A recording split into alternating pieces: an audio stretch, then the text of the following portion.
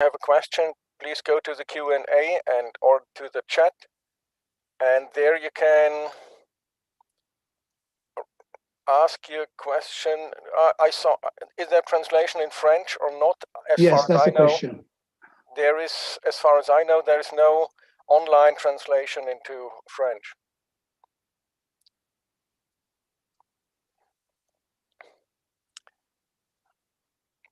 So just for all the new participants, please, if you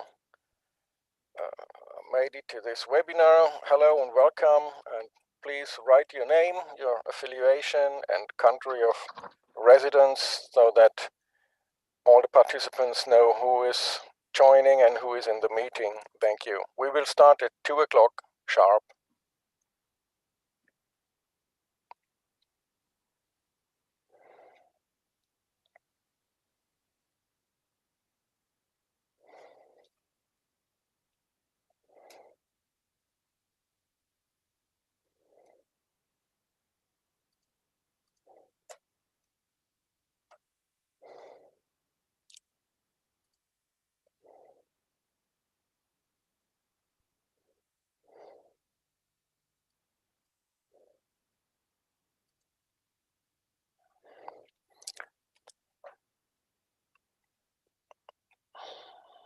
So hello and welcome to all the new attendees. If there are some, you're welcome to this webinar about reservoir operation, coordinated reservoir operation.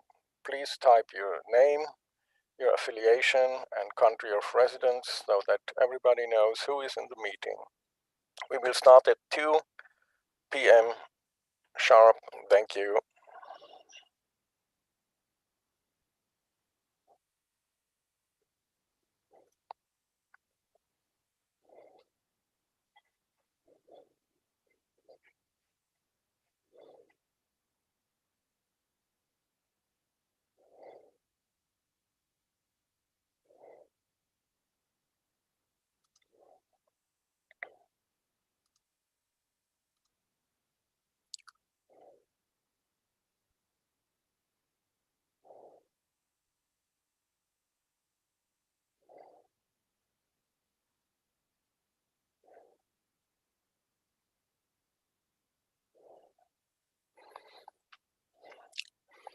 Hello to all the attendees to this webinar. We will start at 2 o'clock. That means in 5 minutes from now.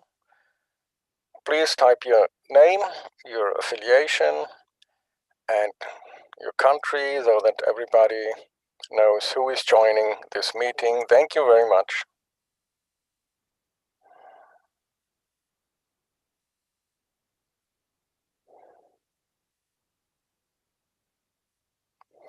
Also, the remark during the webinar, you can type your questions in the Q&A pane.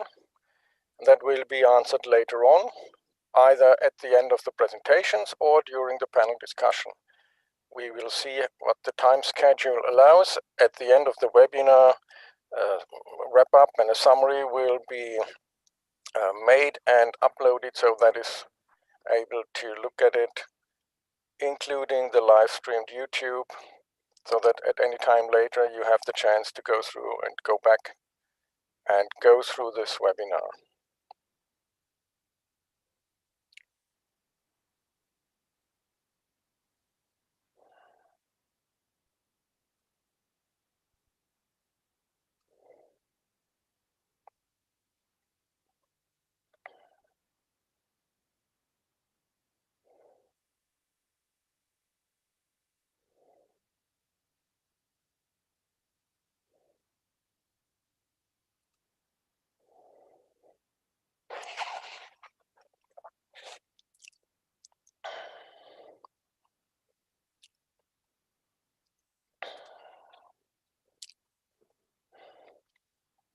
So hello and welcome all attendees to this webinar. Just a short remark about the housekeeping rules. Please type in your name, your country, and affiliation so that all other participants know who is present in the webinar. And also a remark that you can see on the screen. If you have any question, please type it in the Q&A feature, and that will be answered later on to the resource persons after the presentations.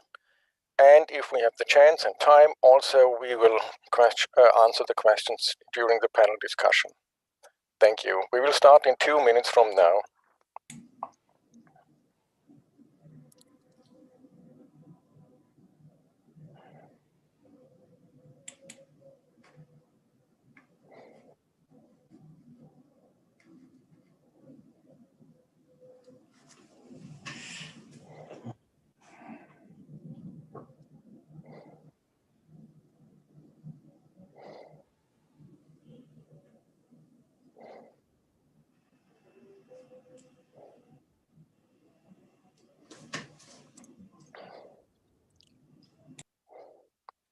So, Michael, I suggest when it's 2 o'clock, that means in 1 minute from now, I will show the program and maybe you just make a quick start again. Okay, that's good. And then we can start, and then you can just introduce Dr. Salih Ahmed. Okay. So hello to all the attendees. We will start very soon in about 1 minute. Just if you join in, please enter your name, your affiliation, and the country of residence so that everybody knows who is in the meeting. And it's also possible to, if you have a question, to use the Q&A feature where you can post your question, and that will be answered later on after the presentations. And hopefully we have time to answer your questions also in the panel discussion.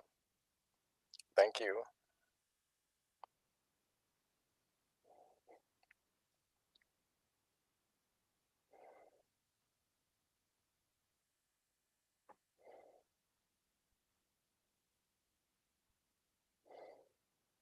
I think we can start, Hubert. I think so. Please go back to the... I just go back to my... the host has to stop sharing screen to allow me to share the introductory slides again, please. Thank you. Yeah.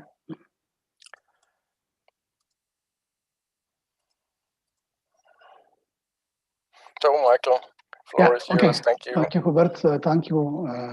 Good afternoon, everyone, again, who have joined lately.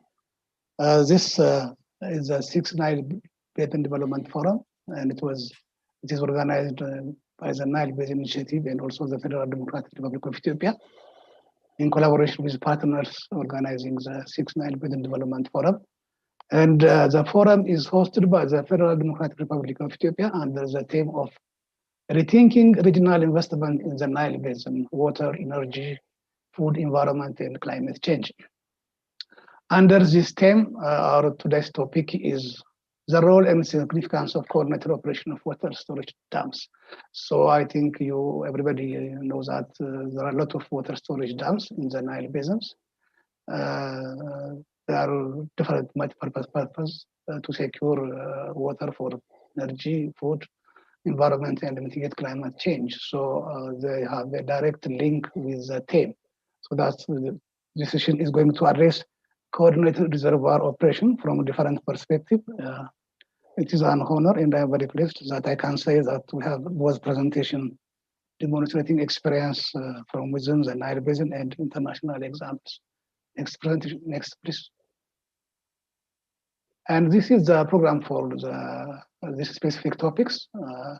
We'll have an opening remark by Dr. Salih Ahmed, who is the Executive Director of Eastern Nile Technical Regional Office Intro. It is based in Addis Ababa, Ethiopia. And also keynote speak by Dr. Marco.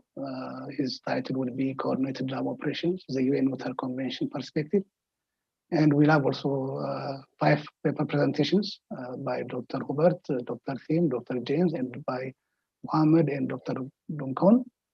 The topics will be strategic option for coordinated operation of dams, water management, and coordinated dam operation in the Mekong River basins, translating development objective and political physical constraints into technical feasible solution.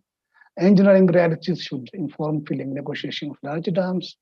And the last one is optional reservoir operating policies for Lake Victoria and East Africa, a framework for balancing transboundary and local water demand. So this is a good mix of presentations which addresses local, regional, also international experience. Then next we'll have a panel discussion with the topics way forward, what needs to be undertaken to be successful, what would be in terms of policy and technical matters to be undertaken for efficient coordinated operation of dams in the Nile Basin countries. So the speakers or the panelists would be Dr. Salih Umar, Dr. Marco, and Dr. Tib, and Dr. Matt Kursman. So at the end of the program, we'll have also a question and answer programs, and also a wrap up and key message of the daily programs. Next. So just to give you some housekeeping notes, let's go back. Is you should follow that. You should keep in mind is we kindly request you to keep your mic muted unless there is a need to speak. The host opens the lines to let you participate. And during question and answer session, introduce yourself when you begin questions. That means please specify your name and affiliations. And be specific and to the point because of time constraints. And use chat box to ask questions and share information. This is preferred. Or raise your hands electronically.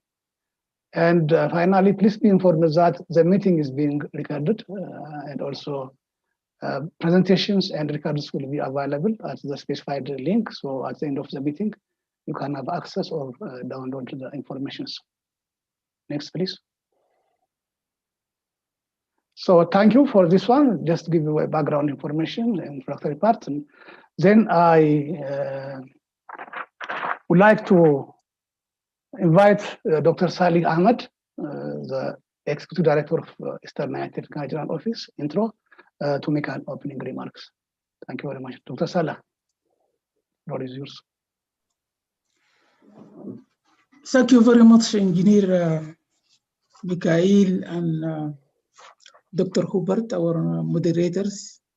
Dear distinguished panelists, keynote speaker, Dr. Marco, paper presenters, and dear participants, ladies and gentlemen, good afternoon. It's my great honor and privilege to participate in this important session of the 6th Nile Development Forum. As we all know, water is vital to all socio-economic activities, and its demand will continue to grow with the increase in the population and other socio-economic needs. According to a study carried out by the United Nations Department of Economic and Social Affairs, in 2017, the world population is expected to increase by 2 to 2.5 billion during the next 30 years. 2/3 of whom will be living in cities. More than half of this anticipated growth is expected to occur in Africa, that is around 1.3 billion people. Concurrent to this, global water demand is projected to increase by 20 to 30%, that is around 5.5 to 6 billion cubic meters by during the same period, that is about 30 years from now. Moreover, the challenge of water availability will be further compounded by the climate change, which will call for significant adaptation mechanism. In sub-Saharan Africa, most countries already face climate variability that is many times greater than the predicted change in climate. But climate change will make things worse, and therefore the need to support adaptation strategies is more urgent. Hence, it is emphasized that as part of population and economic growth and climate change, water storage dams play a vital role in managing the climate variability and ensure sustainable supply of water for domestic water supply, irrigation, hydropower generation, and control of flood and drought risk. International experience shows that coordination of cascade water storage reservoirs has significant contribution for efficient water use, addressing competing and sometimes conflicting water use by different sectors and users, and optimization of the benefits generated from these storage reservoirs. Also internationally, there is a wealth of experience on coordinated cooperation of cascade reservoirs. The Senegal River Basin Authority managed one large dam upstream and a second smaller facility downstream. The authority has the mandate of securing member countries' economies and reducing the vulnerability of people's livelihood through coordinated water resources and energy development. The Zambezi Basin has framework for managing the international cascade of Kariba and Cahora Pasa dams. The Colorado River is shared by the United Nations and Mexico. The river accommodates multiple needs, including residual, industrial, agricultural, hydropower generation, environmental, and recreational activities of seven western states in the United States and Mexico in a coordinated reservoir operation framework. The Colorado River, with annual flow of just less than 20 billion cubic meters, supports almost $1.4 trillion in annual basis, in annual economic activity and 16 million jobs. The Rhine River in Europe passes through 6 countries with almost the same annual average flow as the Nile. However, more than 7,000 vessels travel the river. What is the gross? What is the cross or the cross-border navigation volume in the Nile? I believe it is almost nothing. The Eastern Nile region is home to a number of large dams. There are 4 existing cascade dams situated on the Blue Nile and the main Nile, that is Rusir, Sinar, Marawi, and High Aswan Dam, with an aggregated storage capacity of 182 billion cubic meters, which will be complemented by the Grand Ethiopian Renaissance Dam in Ethiopia with a storage capacity of 74 billion cubic meters. 3 cascade dams are in place along the Tegazi Adbar river system, that is Tegazi 5, Khashmal Girba, and Upper Adbara complex dams. In addition, there are also other dams in the pipeline in the 3 countries, that is Sudan, Ethiopia, and South Sudan. Various researches and studies on the cascade storage dam demonstrated that riparian countries could achieve short and long-term benefits through coordinated operation of existing and planned storage facilities. These include boosting of hydropower generation, cooperative irrigation development and food security, cooperative flood and drought management, and cooperative climate change mitigation, and above all, cooperative dam safety options plans. This approach is believed to facilitate the sustainable development and management of the Eastern Nile shared water resources and provide a range of transformational development benefits across all socioeconomic sectors in all Eastern Nile countries. There is a high population and economic growth in the Eastern Nile countries. In addition, hydrology of the Eastern Nile is highly seasonal, with over 70% of the annual flow occurring in just 4 months.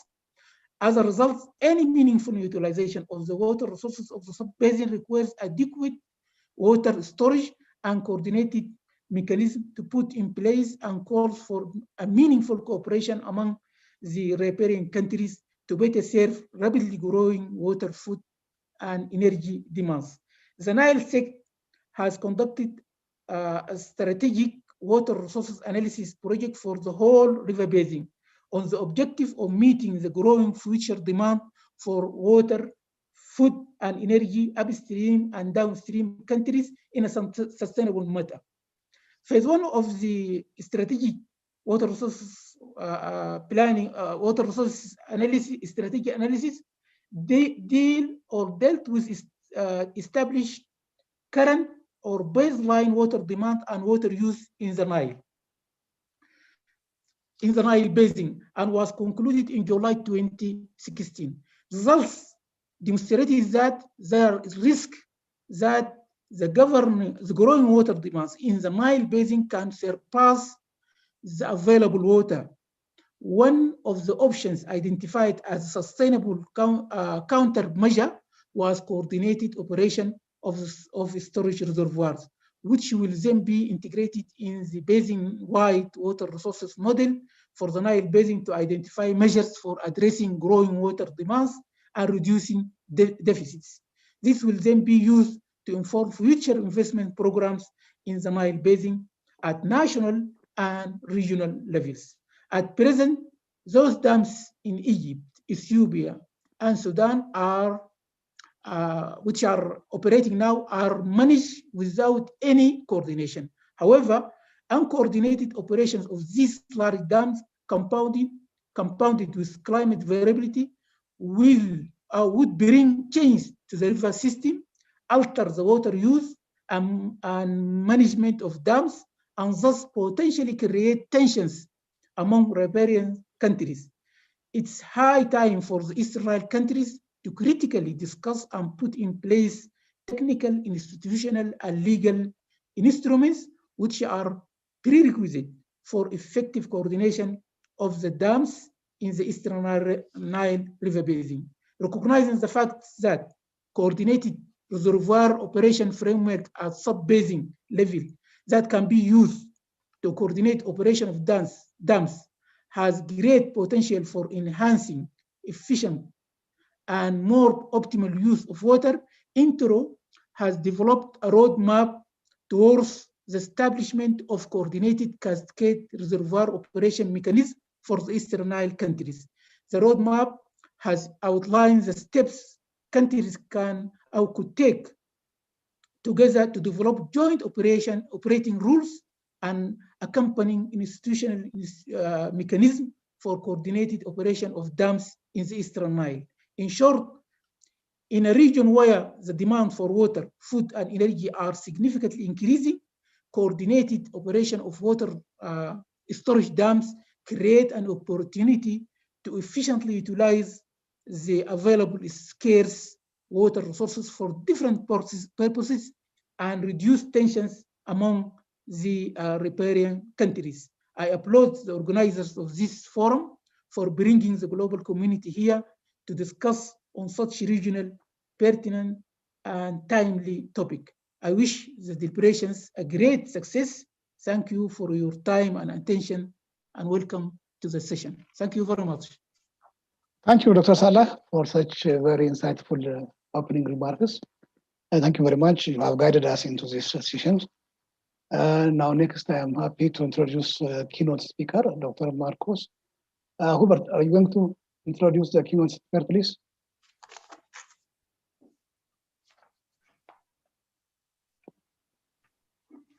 So thank you very much, Dr. Salih Ahmed, for your introduction. You have guided us into this session, that's for sure. And now I would like to continue, and I'm very happy to introduce our keynote speaker, Dr. Marco Kainer from the UNECE. Let me briefly introduce him. He is Director of the Environment Department at the United Nations Economic Commission for Europe.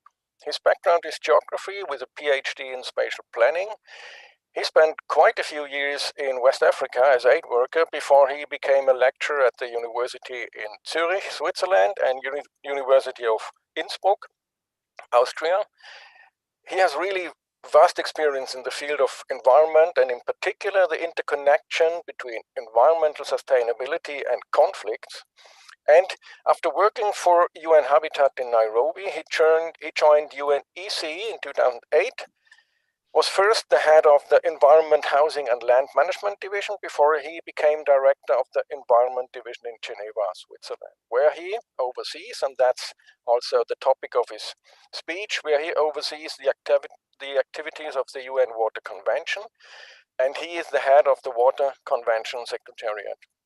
So please, Dr. Marco, the floor is yours. Please share your screen and show your presentation. Thank you very much.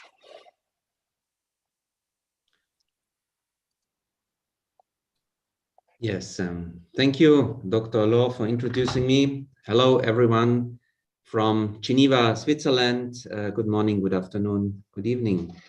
It's a pleasure for me to introduce you to the Convention on the Protection and Use of Transboundary Watercourses and International Lake. That's the whole, the long title of our Water Convention, and its relevance for dam safety and also in the context of Africa. Maybe you're already a little bit familiar with that convention, then you know that it was adopted in 1992 and is in force since 1996. It's been a European convention, meaning in the context of the region of the UNEC, which also comprises Central Asia and the Caucasus, but it's open for global accession for all countries all over the world since 2016. So it might be of interest to you. What is the objective of the convention?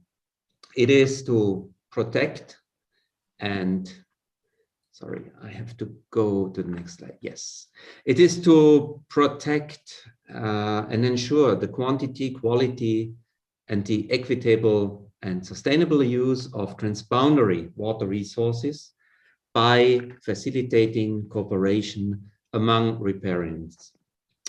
The convention is based upon three complementary and mutually sustaining obligations. We call it the three pillars, as you can see on the screen. One is the obligation to take all appropriate measures to prevent, control, and reduce transboundary impact. The second one is the obligation to ensure that transboundary waters are used in a reasonable and equitable way so that all riparians should benefit from the water in an equitable manner.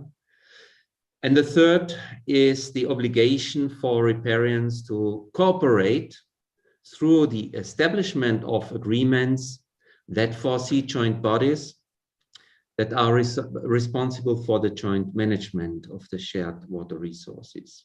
And it is this three-tiered approach that makes the strength of the convention, as indeed the first two principles are very general, and their translation in practice can only be achieved through cooperation and agreements by the riparian countries. Moreover, the translation into practice is key. Therefore, the establishment of legal and institutional mechanisms provide the concrete means for the practical implementation of the standards of cooperation that are required by the convention and provide a powerful incentive for further and more advanced cooperation. Now, the convention is a unique legal framework and institutional framework for transboundary water cooperation that contributes to sustainable development and peace. As said, it's open to all interested countries, with more than 120 countries already exchanging experiences on the platform we provide, and also exchanging knowledge to prompt progress in cooperation. We also have an implementation committee that supports the countries in the interpretation of the convention. This is for preventing or resolving conflicts that might occur. What is also key is that we provide projects on the ground, including supporting the development of agreements among riparians. Now, the content, as you can see, the appropriate measures that I already mentioned. This is to prevent, control, and reduce the pollution of waters. It is to aim for ecologically sound and rational water management, conservation, and also environmental protection. It's to ensure transboundary waters are used in a reasonable and equitable way, and to ensure the conservation and, when necessary, restoration of ecosystems. I mentioned appropriate measures. What does it mean? It means these are legal, administrative, economic, financial, and technical measures. Riparian parties must, that's an obligation under the convention, must establish agreements or other arrangements for their transboundary waters, and what is important, joint bodies to provide the possibility to meet. Other provisions that are in the convention, these are consultations among countries on planned measures, undertaking joint monitoring and assessment, doing common research and development, of course, the exchange of information, but also warning and alarm systems and mutual assistance if something happens. Public information is key, and also the having mechanisms to dispute settlements. Now, this is the structure of the governance of the convention. As most of the conventions, they have a meeting of the parties. It has a bureau that meets regularly, the implementation committee, and working groups on integrated water resources management and on monitoring and assessment. We have a lot of expert groups to provide scientific basis.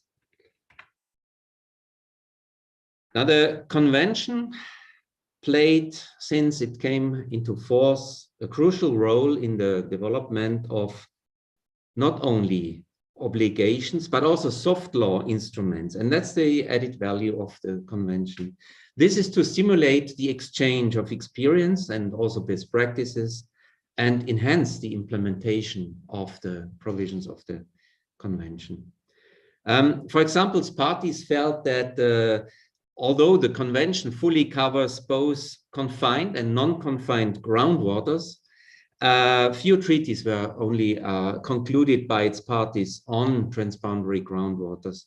And there had been little cooperation on groundwaters in some subregions. So the parties embarked on developing the model provisions to assist countries in clarifying their obligations and developing protocols or agreements with a focus on groundwater. The convention, and here you see where the convention has been active over the past years in the European region. It has inspired the development of bilateral and multilateral agreements on almost all transboundary waters in the pan-European region. And also several African agreements refer to the convention. For example, the Niger and Lake Chad Basin Charters. And well, the convention has also driven continuous progress on transboundary cooperation. For example, it promoted the expansion on the scope of cooperation. It fostered the adaptation of good practices and so on.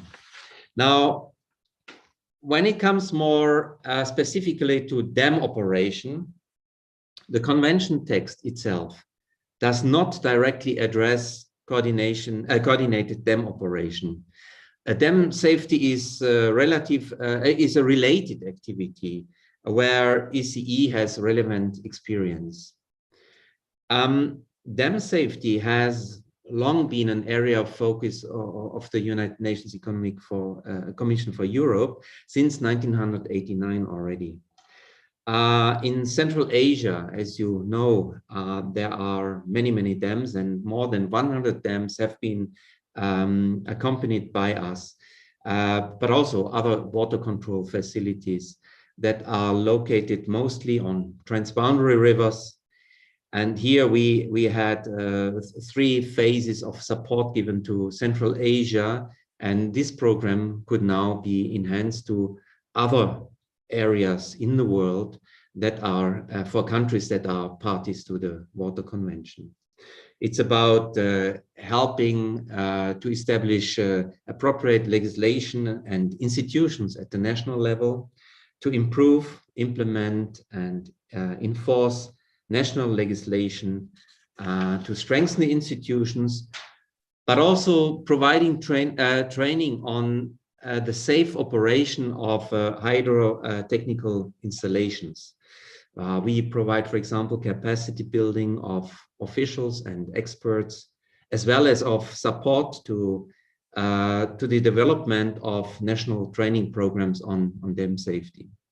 Now, we also support the regional cooperation to develop harmonized technical documentation, the exchange of relevant data and information, which is key among the countries, as said, early warning systems to ensure preparedness in case of an increased risk for accidents or dam break, and also the safe operations of individual dams.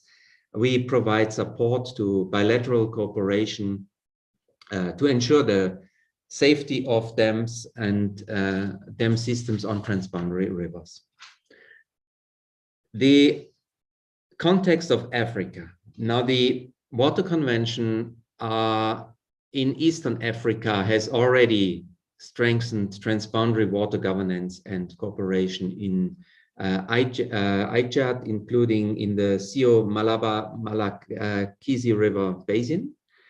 We were working closely with Kenya and Uganda in the framework of the project strengthening transboundary water governance and cooperation in the ICHAD region. We also have, as said, projects ongoing to strengthen cooperation among countries that are in the process of becoming parties. So we first provide some support. We do national policy dialogues. We inform the ministers or ministries about the added value of the convention before the countries could become a party. And here you can see the current map of the parties to the Water Convention. And you know there's also the Water Causes Convention, or the so-called New York Convention, that is a little bit younger than our Water Convention, but both conventions, more or less, they overlap more than 90%. The one was developed first, as I said, in the European or pan-European region. The other one was developed by UN member countries in New York. And there's both conventions more or less support each other. So we would recommend all countries to become parties to both conventions. And also the Secretary General Guterres recently called on member states to join both conventions and to strive for their full implementation. Now, very briefly, what are the possible benefits of accession to those who are not yet parties to the convention? A party to the convention acquires, by acceding to the convention or ratifying it, it acquires a solid legal framework for further work. It also strengthens a national water governance, including the interministerial cooperation, which very often does not take place without such an external obligation, but also opportunity. The Water Convention also enhances the capacity of countries to cooperate on the management of transboundary waters. It provides a platform to openly discuss and resolve challenges and address new, more advanced issues on cooperation. It contributes to international peace and security, and a party of the convention can also participate in the Water Convention's institutional structure and decision-making, so fostering the implementation of the convention and its further development. Countries, parties to the convention, can also provide advice and share experience. It's a mutual learning and mutual giving and taking. Parties can also receive support from the community of parties and partners in accession and implementation, and a party can receive access to financial assistance and donor cooperation. But it's not an obligation. Every country can decide whether to join or not. With this, I leave it like that, and I'm looking forward to the panel discussion later on. If you want to know more about the convention, you can visit our website, unec.org/env/water. Thank you for your attention. So, thank you very much, Dr. Marco Keiner, for your informative presentation. Now, we have learned in the recent 15 minutes about the value of an internationally acknowledged, say, state-of-the-art framework for transboundary water management. That is, I would say, time-proven, because it's just in place since more than 30 years and that framework provides a basis for countries in their effort to share water resources and to deal with the water resources. So thank you very much. And as you mentioned, we have the chance to address the convention again in the panel discussion and to go into maybe more details, and then we get questions about that. Thank you very much. So I would like now to open the presentations. Can I introduce that one? Or yeah, okay. Yeah, first of all, I would like to thank also Dr. Marcos for such excellent keynote speech. Now we start the paper presentations. The first one is Dr. Hubert who is going to present. And the title is Strategic Options for Coordinated Operation of Dams. And just to give you about Dr. Hubert, Dr. Hubert Lahore is a civil engineer with a PhD in water resource management. He is managing director of CIDRO, a consulting company specialized in water resource management and modeling. He has been working in the field of reservoir operations since more than 25 years. Developed guidelines on dam operation and flood management in Germany. Has led research projects in drought management and has worked among others for the United Nations, Asian Development Bank, the Mekong River Commission, and various international organizations. Since 2016, he is active in the Nile Basin, where he developed the roadmap for coordinated reservoir operation for the Eastern Nile. He is currently involved in ongoing projects in the Eastern Nile and in the Lake Victoria region. Dr. Robert, the floor is yours. Thank you very much, Michael. I guess you can see my screen now with the first slide. Yes. And this presentation builds on the ongoing project on coordinated operation of cascade dams in the Eastern Nile, carried out on behalf of ENTRO and financed by the EU and GIZ under the umbrella of the overarching project that is administered by GIZ, Transboundary Water Cooperation in the Nile Basin.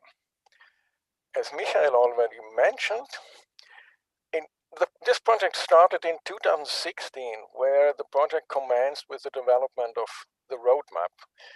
And just to picture what you see is what the roadmap is about, and what we worked out, let's say, some kind of a time schedule and an objective that the Eastern Nile countries in that case can achieve in their effort to share their water resources. The objective of the roadmap was and still is to evaluate the current situation in terms of coordinated dam operation, to identify gaps and to describe a way forward for dam operation and coordination. The slide here presents the different components and how they are interconnected. This one here, sorry. And you see here, when I click once, the interconnection between the roadmap itself and the current project. That is the one which is circled.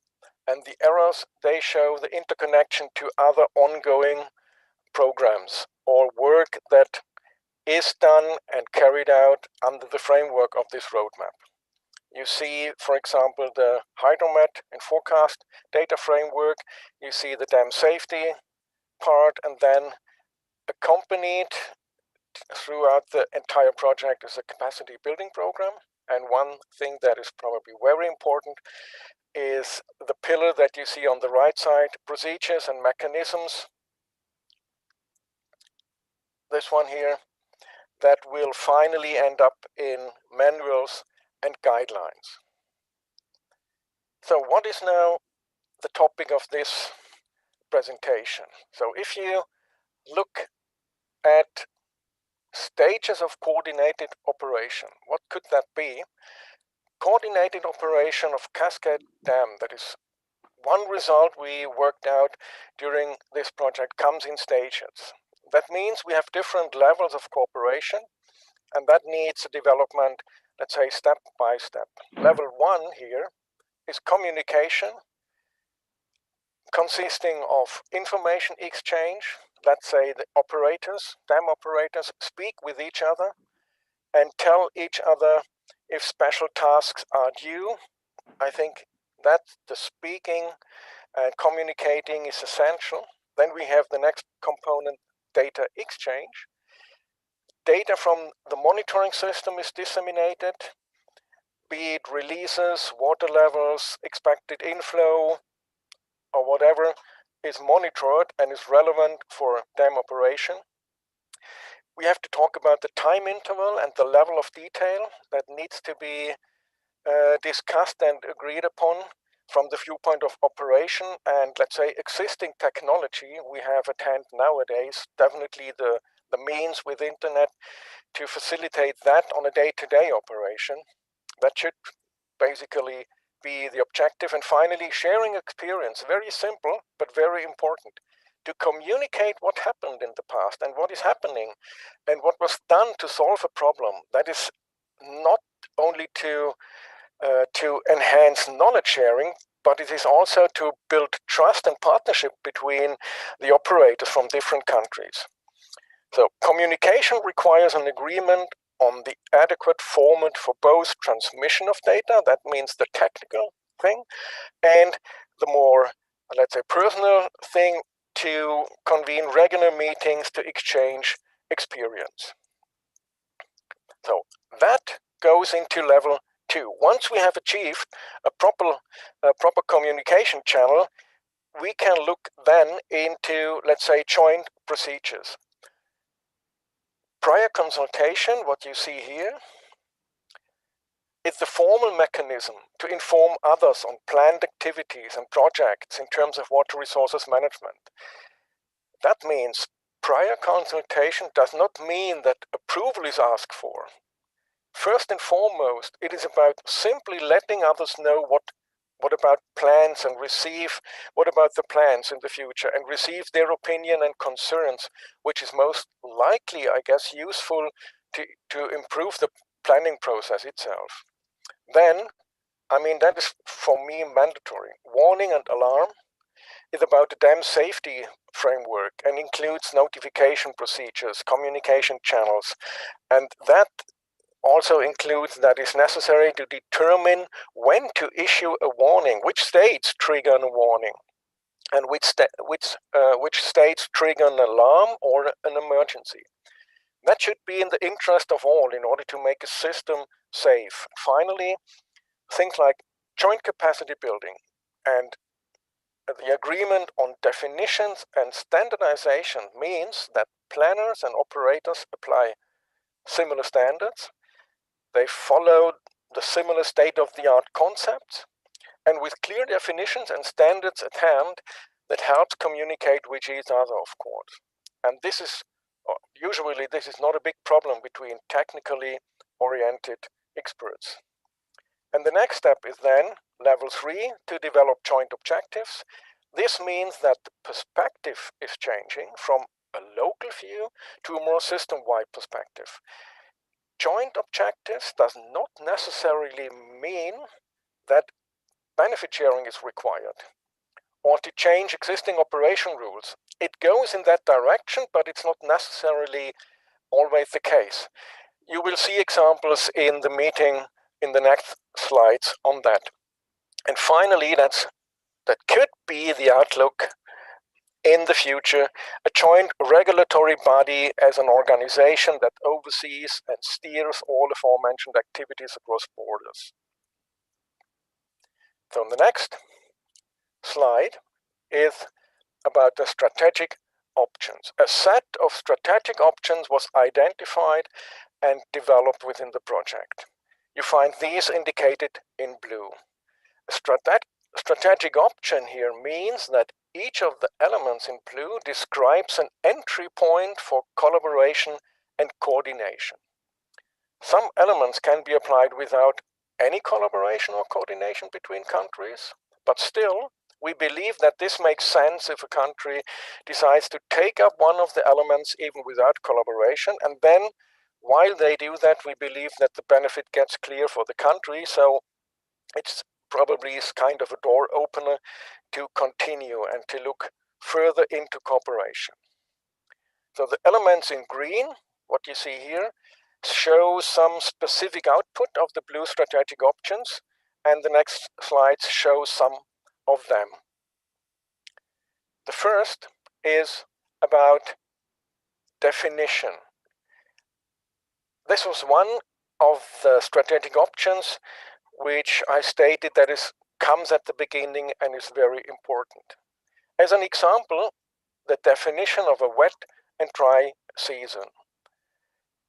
That is taken from the element definition and standardization. The definition when a dry season or wet season starts or ends is often used in operation rules, part of the operation rule. The start of the wet season or the definition of the entire wet season can be used, let's say, to switch between rules to trigger some specific measures. What you see on the slide is the example of the Blue Nile LDM station with 4 different years. So if we apply a static approach, that means we define the start and end of a wet season with a date, with a specific date, let's say the 1st of July and somewhere mid of October, then you get the situation like this. It is obvious that it does not necessarily reflect the hydrological reality here. We either under or overestimate the situation, or it turns out to be a fixed date that comes too early or too late. So it would be better to have an adaptive approach, and in particular if you look at the flow volume of a wet season, this parameter, when it's too static, results in unsatisfactory results. So if we look further, and if we add the average flow to the picture, and we define the season when, that's these red vertical bars now, if we define the wet and the start of the wet season and end of the wet season, when the average flow intersects here, then we get a highly dynamic approach that changes from year to year, and the flow volume itself is used then is resulted in a much better realistic way if we have an adaptive and dynamic approach. It gives simply more reasonable results. And what is required to bring this definition into effect is rather simple, and it's very important to have these agreements on these basic definitions. We need to agree upon what period is used to calculate the average flow. This one, is it this one or another period, and when to repeat the calculation to adjust the average flow. And given the fact that most of the international guidelines on dam safety recommend to perform dam safety evaluations every 5 to 10 years roughly, it would make sense to follow this recommendation from the dam safety frameworks and to recalculate the average flow also every 5 to 10 years. Another point is risk identification. This is basically to introduce pools and to associate risk with pools. A dam can be subdivided into pools where each pool has a risk of failure with regards to water provision or other purposes, depending on the dam itself. The rule curve, what you see here, a rule curve more generally is usually in place in the dams, at the dams in the Eastern Nile and elsewhere in the Nile Basin. So that is a standard approach here. And the rule curves help identify the pools. The larger the deviation from the rule curve, which is a target water level or target storage volume, the larger the deviation from the target storage is, in a negative sense, that means here in this direction, the higher is the risk of failure. The picture illustrates an example pools which different risk categories, just to show it, to showcase it, how it could work. The assessment of the pools can be done by means of reservoir operation models and of course with long-term simulation. And entering a pool means that we trigger different activities or measures in order to hedge against a possible failure or a possible failure of supply. So what is the implication here? Hubert, you have only 2 minutes, please. Yeah, risk categories and possible actions could be what you see here on the slide. Different activities can be triggered depending on where we are here. And that can be extended to the following, that we say we derive reservoir storage indices or streamflow indices and combine them in order to get something, what you see here, a table with the interpretation depending on the magnitude of the indice, and that gives us a joint risk identification approach that could lead to triggered actions at different locations, joint actions, or at least actions within the country. But the main message here is we get an information, we get a joint and a common understanding of risk, how to phase in and how to phase out into a drought situation, for example, which are these indices made for. These are examples what we have worked out in our project with some potential locations, where can this be applied. And finally, let me go to this one, the interactive operation game, also one outcome of the project. It's an Excel-based client and server reservoir operation tool that enables operators, stakeholders sitting at different places in different countries to, let's say, to play a game with reservoir operation and to interactively do as if it were the real world and to, let's say, play with the releases and to look what it's like if you are in the upstream position and what it's like if you are in the downstream position. So different aspects come into play if we look at this.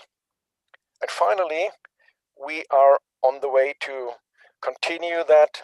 We started with the Blue and Main Nile, we continue with the White Nile. And finally, the summary. We think, based on the results of this project, that coordination will be developed in stages. Definition and standardization, which is one of the first things that should be done and agreed upon, is a low-hanging fruit. And that can happen without changing any existing operation rules, but it helps to get a clear understanding of things and terms. Index calculation, risk-associated pools is something which turns out to be very beneficial. Could also be a measure with or without coordination, but helps to identify and be clear about risks. And then we really recommend testing model applications by means, for example, of the interactive games. And finally, we believe technical efforts is faster than the political framework. And that means that we really have to make sure that there's a political willingness and that action follows words to build trust. And that's probably a very important aspect. And thank you very much for your attention. Thank you, Hubert. Actually, you provide us a very good points and key concepts and framework for coordinated operation of dams, particularly in the Transponder River. Thank you very much. Because of time constraints, we need to go to the next second presenter. The second presenter is Dr. Tim. Dr. Tim, are you ready? I'm ready, Michael. Yeah, okay. Just to give some background about Dr. Tim, he is Chief River Basin Planners at the Mekong River Commission, Secretariat. He holds a PhD degree in political and cultural change and a Master of Development, Planning and Management.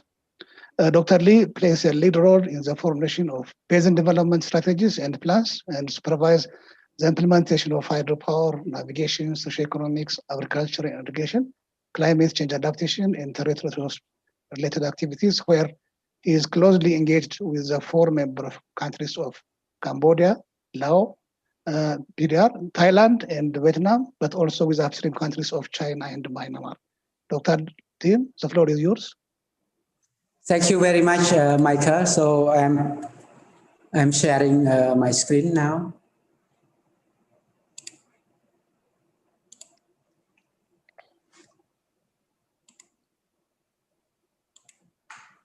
Yes. So yeah, okay.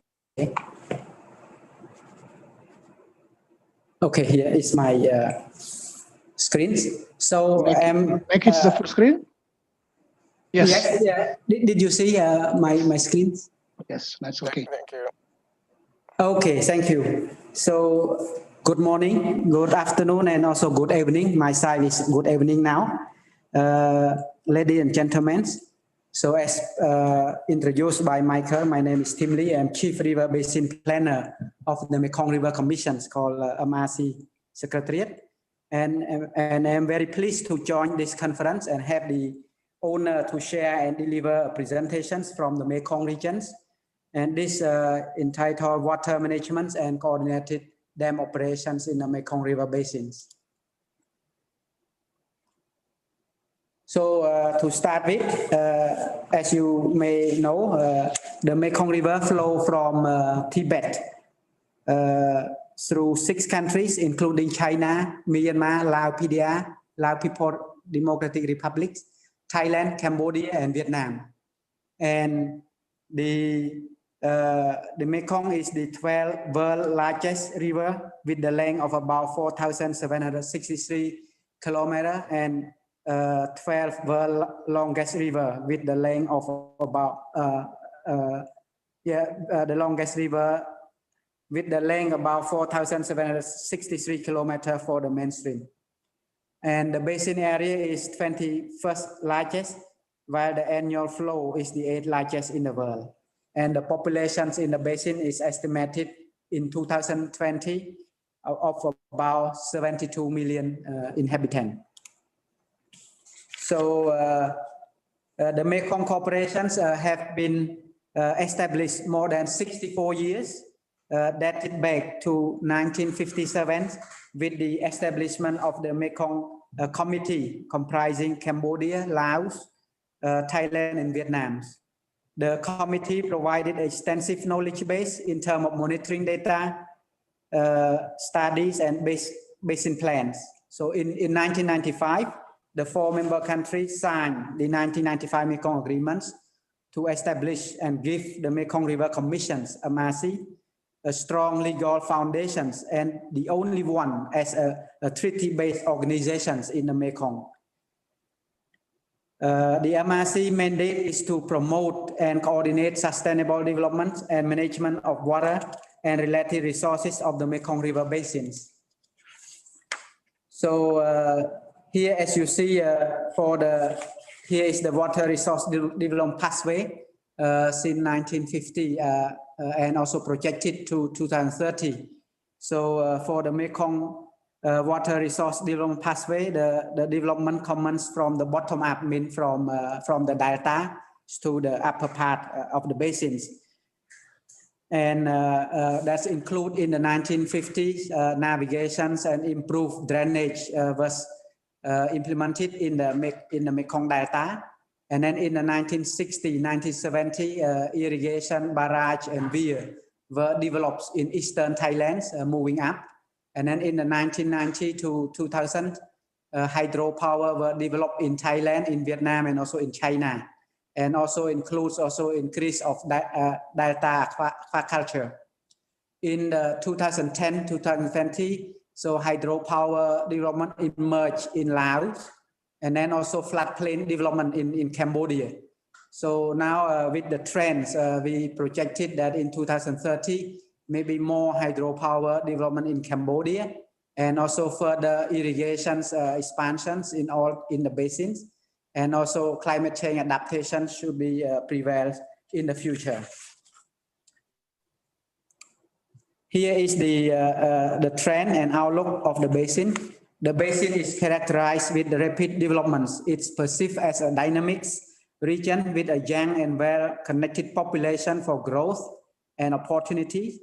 However, pressure on environment is increasing, including changing flow of the Mekong due to hydropower development, among others, reducing sedimentations and fishery, land subsidence in the delta due to excessive groundwater extractions, as well as climate change causing more extreme floods and droughts.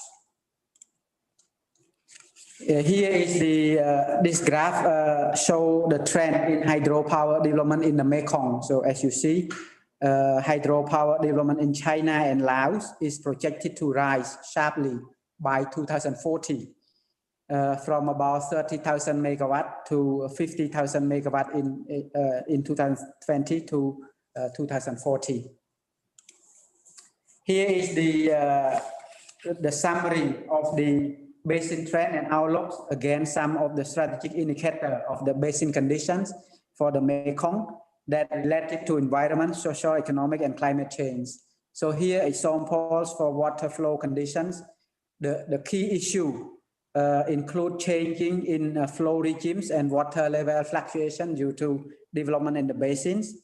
The yellow dots here indicate there are some significant concern to address that the member country need to address, and the yellow arrow means that there will be some improvement and some decline or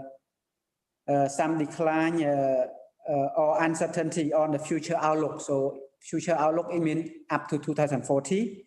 The red arrow is indicate expected to decline.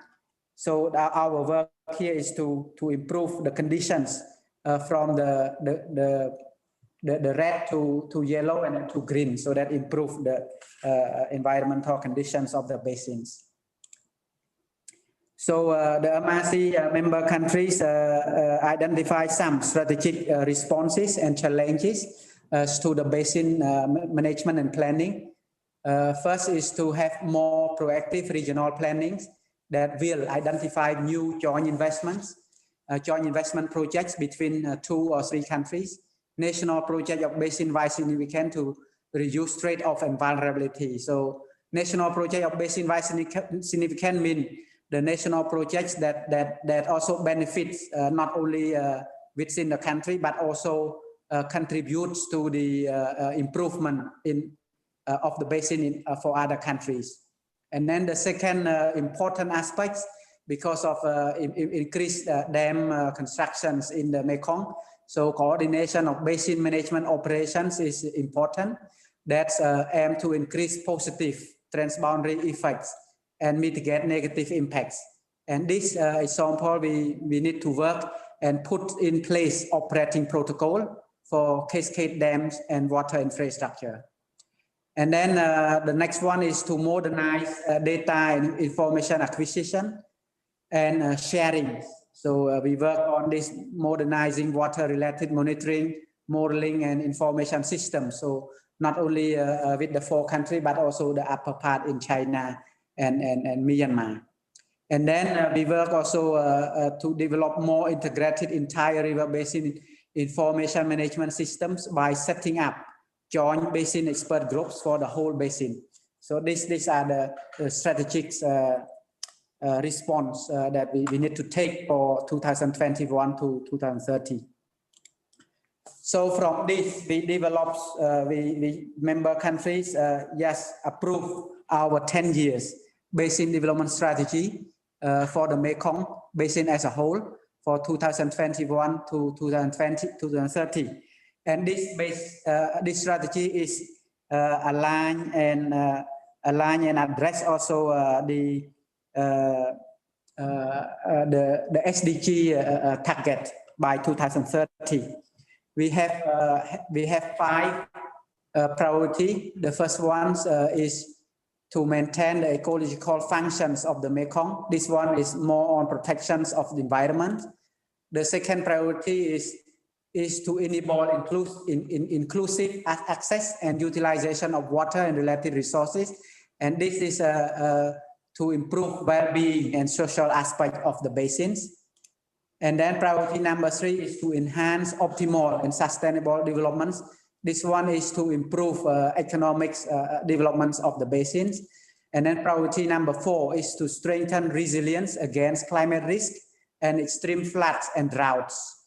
So this one is to improve resilience to climate change and address disaster risk for the basins. And finally, the priority number 5 to strengthen cooperations among all countries and stakeholders. So this not only for country but also the upper part, China and Myanmar as well, and also with development partner and other stakeholders. And now with the coordinated water infrastructure operation that related to dams operation coordination, it's fall under priority number 4, strengthening resilience against climate risk. So here is the need for operational coordinations of cascade dams. The basins become more developed and regulated by dams, and also is susceptible to more extreme weather events due to climate change.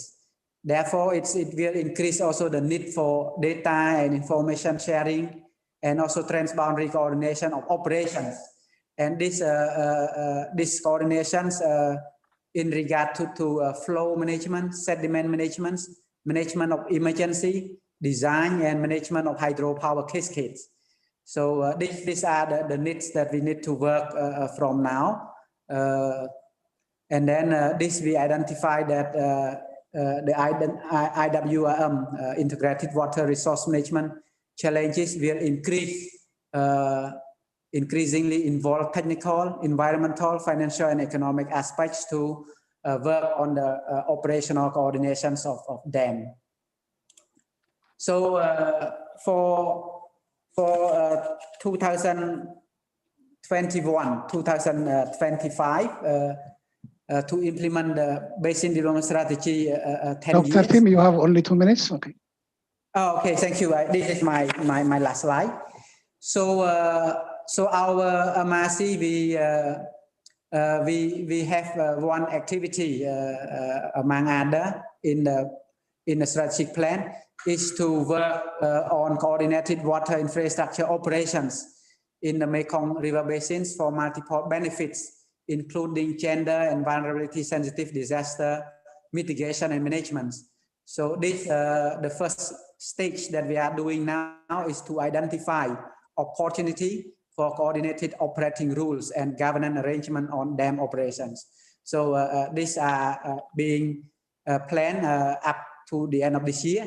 And then based on this, we will, in 2022, we will develop preliminary operating and communication protocols for the existing dams. And then also in 2022, we also will develop information sharing and communication protocol for water-related emergency. So this is also important. And the last activity that we will implement is to develop operating and communication protocols for existing and newly identified dams and other water infrastructure. So this is all my presentations. Thank you very much for your kind attention. Thank you, Dr. Tim. It is very good presentations, and thank you for sharing the Mekong River Basin experience. Particularly, you highlighted the need to coordinate existing storage dams for efficient and optimal use of the water source available in the basin. Thank you very much. Next presenter is Dr. Jens, and the title is Translating Development Objectives and Politically Physical Constraints into Technically Feasible Solution. Dr. Jens has a background in civil engineering and holds a PhD in water resource management. He joined Lamar International in 2006 and is now working for 15 years as senior water resource engineer and project manager in various countries. Lamar is now tractable where Dr. Moore holds the position of the Director, Technical Expertise Business Line Water. He will present the largest water resource project for the last 40 years currently undertaken in Sri Lanka. Even though the project has no international transboundary character, it still cuts across the conflict-prone topics like spatial and sectoral water allocation and water transmission from a water-rich to a dry region within Sri Lanka, and thus encounter the issues that arise between countries in terms of shared water resources. Dr. James, the floor is yours. Thank you, Michael, for this nice introduction. And may I also add that until around 2015, I was involved for almost 10 years in many of the water infrastructure projects in Sudan. So it's a real pleasure for me to come back to the Nile. And I'm really impressed by the progress and the collaboration initiated by the Nile Basin Initiative. So hello to everyone. As Michael already said, I'd like to present you a project we're currently working on in Sri Lanka, where we were also faced with the challenge of reflecting technical and political objectives and constraints in the design of large water management infrastructure. So you may wonder, what has Sri Lanka in common with the Nile Basin? And it's certainly not the size, but there are some similarities. Sri Lanka has a very rich history of irrigated agriculture. Many people live in the dry zone, where they cultivate the fertile land, and the limited access to freshwater resources pose a challenge to the socioeconomic development of the country. Now, talking about size, the catchment or the basin area for the project in Sri Lanka is about the size of the Nile Delta downstream of Cairo. But to a certain degree, it's the Nile Basin in a nutshell. The majority of water originates in the central highlands, where with climatic conditions that are similar to those around Lake Victoria or Lake Tana, for example. And while there is more rain in the lower parts of the basin, and not compared to anything with the desert lands of the lower Nile, the water scarcity is extremely high. Currently, on average, around 30% of the available water resources is utilized, and the plans indicate that this will increase beyond 50%. Now, there is a plan to transfer water from the wet zone into the dry zone, and this plan has been defined already 60 years ago in the Mahaveli Development Plan. The last major additions were in the 1970s and 80s with a substantial increase in storage volume and hydropower. And now the Mahaveli Water Security Investment Program aims at adding another 100,000 hectares of agricultural land, introduce efficient water use across the existing irrigation schemes, and also connect communities to the water transfer for their freshwater supply. In total, we're talking about 240 kilometers of main transfer canals and 70 kilometers of transfer tunnels.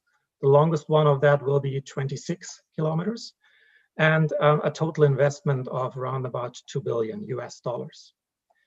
What's now is the focus of my presentation? Well, it is about certain development objectives like bring more water to more people and improve and expand the irrigated agriculture, while at the same time minimize the impacts to the environment. And then we also must not impair the conditions for the current stakeholders. So in order to assess the different options we have for water transfer and allocation, and in a second step then to convert these options into a design for the new infrastructure, we need a tool that allows us to formulate and implement considerations for a coordinated management of the water resource system. So the underlying theme. So I will not go to the details of the decision support system. My underlying theme is: do we ask the right questions in the setup of the decision support? Now, the decision support is composed of mainly three components, which is data, the conceptual approach, and the numerical models we use. I first start with the data, and this is one of the most valuable resources when it comes to design. The three major obstacles we have here at the beginning are the availability, the plausibility, and the consistency of the data. consistency of the data. And it's actually the combination of all the three that makes the difference. On the left side, you see the spatial distribution of mainly rain gauges and some stream gauges. And obviously in the central part, and which is on the low part in this figure, the data is clearly sufficient in terms of availability, while in the sensitive dry zone in the upper parts in the north, there we hardly have any substantial information. So this is the first challenge, to get enough data. But if we have data, does the data make sense? This is a graph in the upper part showing 3 rainfall gauges with an upward trend over the last 20 years, as well as with an upward trend in the stream flow. Now, if you compare the relative changes, you see an increase of around 6% in rainfall, while you see an increase of 600% in the stream flow. So something does not really match. And one of the challenges we see here is that the authorities often do not cross-check their data internally and cross-check with other authorities. So one explanation of the increase of the stream flow is clearly that the rating curve, for example, has not been updated and the gauging location is subject to sedimentation. And finally, consistency, which is kind of synonymous to plausibility. Now here you see 3 stream flow gauges from upstream to downstream.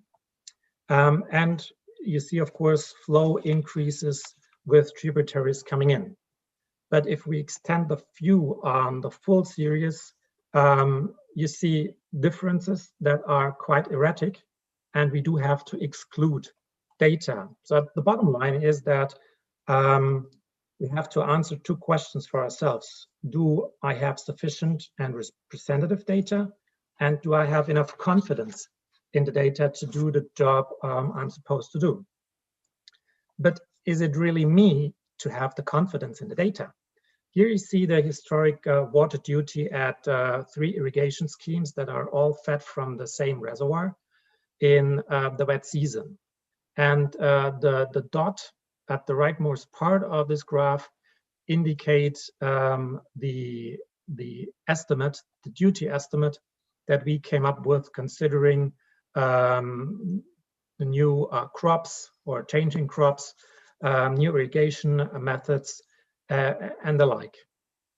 And the horizontal black line, this is what the client has proposed. So he has challenged our estimate, didn't give any reason, but instructed us to use this data set. So sometimes it's not only about whether I have enough confidence in the data, often it's, do my stakeholders have confidence in the data? Another challenge related to data is uncertainty and relevance. Now, the first task here for us was to select a route for the major water transfer. And there are 2 options, like expand the existing link or build a new link. And if you run the water allocation model you come up with 2 parameters, the energy generation, the irrigation deficit. Now for this route selection, these 2 parameters were only 2 out of 45 in a multi-criteria, multiple stakeholder consultation process, but they were clearly amongst the most disputed ones. Now running the model gives you a very clear indication that a new transfer link performs better than expanding the existing link. But what about the uncertainty with the data? How much impact does uncertainty have on the route selection? And without going into details in the figures here, the data showed us that the uncertainty in the data does not change the route selection. So one route is always superior to the other. One option is always better than the other. So this transfers the question to the design. Which parameter has actually the biggest impact on my conclusions, the impact on my design?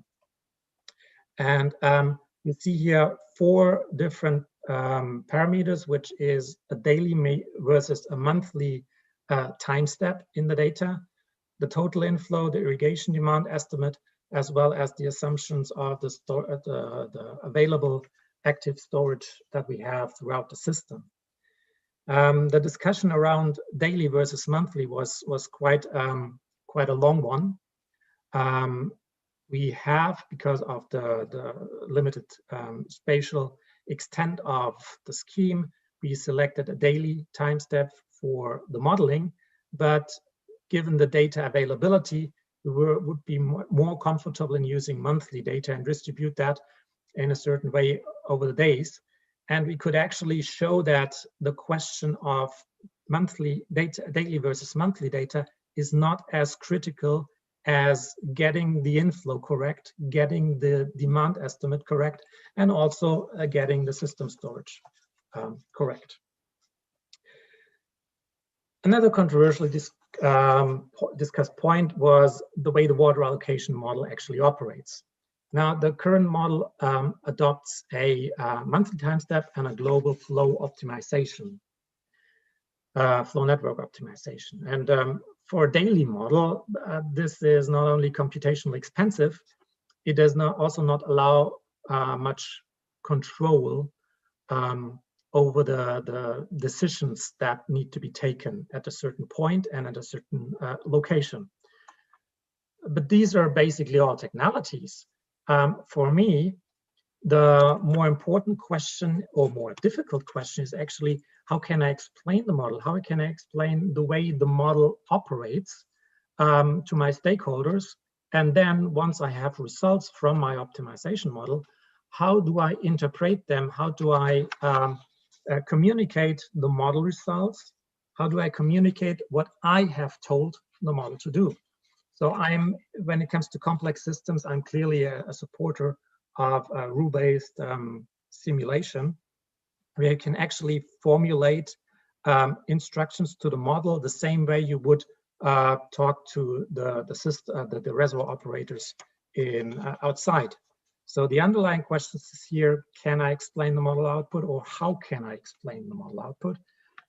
And then when we're talking about optimization, this is like a perfect world, but we are dealing and often deal in a very flexible manner with real nature and real people. You have only 2 minutes. So, yeah, the question is good enough. And I'm not going into details of this because it is quite similar to what Hubert presented just 20 minutes ago. It's about the combination of downstream request versus upstream potential to release, and also rules that decide on the long term and the short term of the request. I'm also not going into the details of the model topology. So it's quite an extensive model that is further to be expanded in terms of reservoirs, diversion points, and water users. And it's actually a transboundary model because a lot of catchment and provincial boundaries are crossed. The final point on models is really the acceptance of the model itself, and the question to which parameter do I actually calibrate? And for us, it was a calibration against the existing model, because that's what the client put his trust into. And in order to get acceptance for a new model, we need to show that the new model can actually mimic the behavior of the existing model. Now, and this is the final slide here. We have all the components in place: the data, the conceptual approach, and the models that form the decision tool. And we found agreement on basically all the individual components. Does that mean that we also have agreement on the output of the decision support tool? So there's one final anecdote of a provincial governor that promised the people in a certain irrigation scheme that they will get, after the implementation, still the 50 million cubic meters per year that they're used to. They have a cropping intensity of 1.8, so a little bit less agricultural area in the dry season, and a deficit of around 20%, so a failure once out of 5 years. With the new infrastructure, they have a cropping intensity of 2.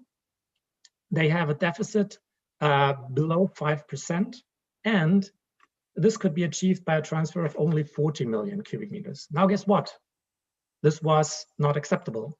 Not because we have considerably improved the whole situation, but it was not the 50 million that were promised. So sometimes it's not only about do we ask the right question, but do we ask the right questions right? Thank you for your attention. Thank you, Dr. Jens. Actually, even though it is specified in one country, Sri Lanka, but it addresses the same problems even in river basins or in transboundary situations. Particularly, you have highlighted the key issues that's challenging on data availability, uncertainties, and relevance, and impacts on decision-making points. That's also a challenge in other basins or in other countries. Thank you very much for such interesting presentation. Before going to the next presenters, I have some announcement or housekeeping for the presenters or the panelists. Please respond to questions to you in the question and answer chat box. Next one is Mohammed Bashir. His title is Engineering Realities Should Inform Filling Negotiation of Large Dams. So I would like to invite Mohammed to make his presentation. Mohammed is a doctoral research at the University of Manchester. His doctoral research is on the economics and engineering of water systems, focusing on the Nile Basin.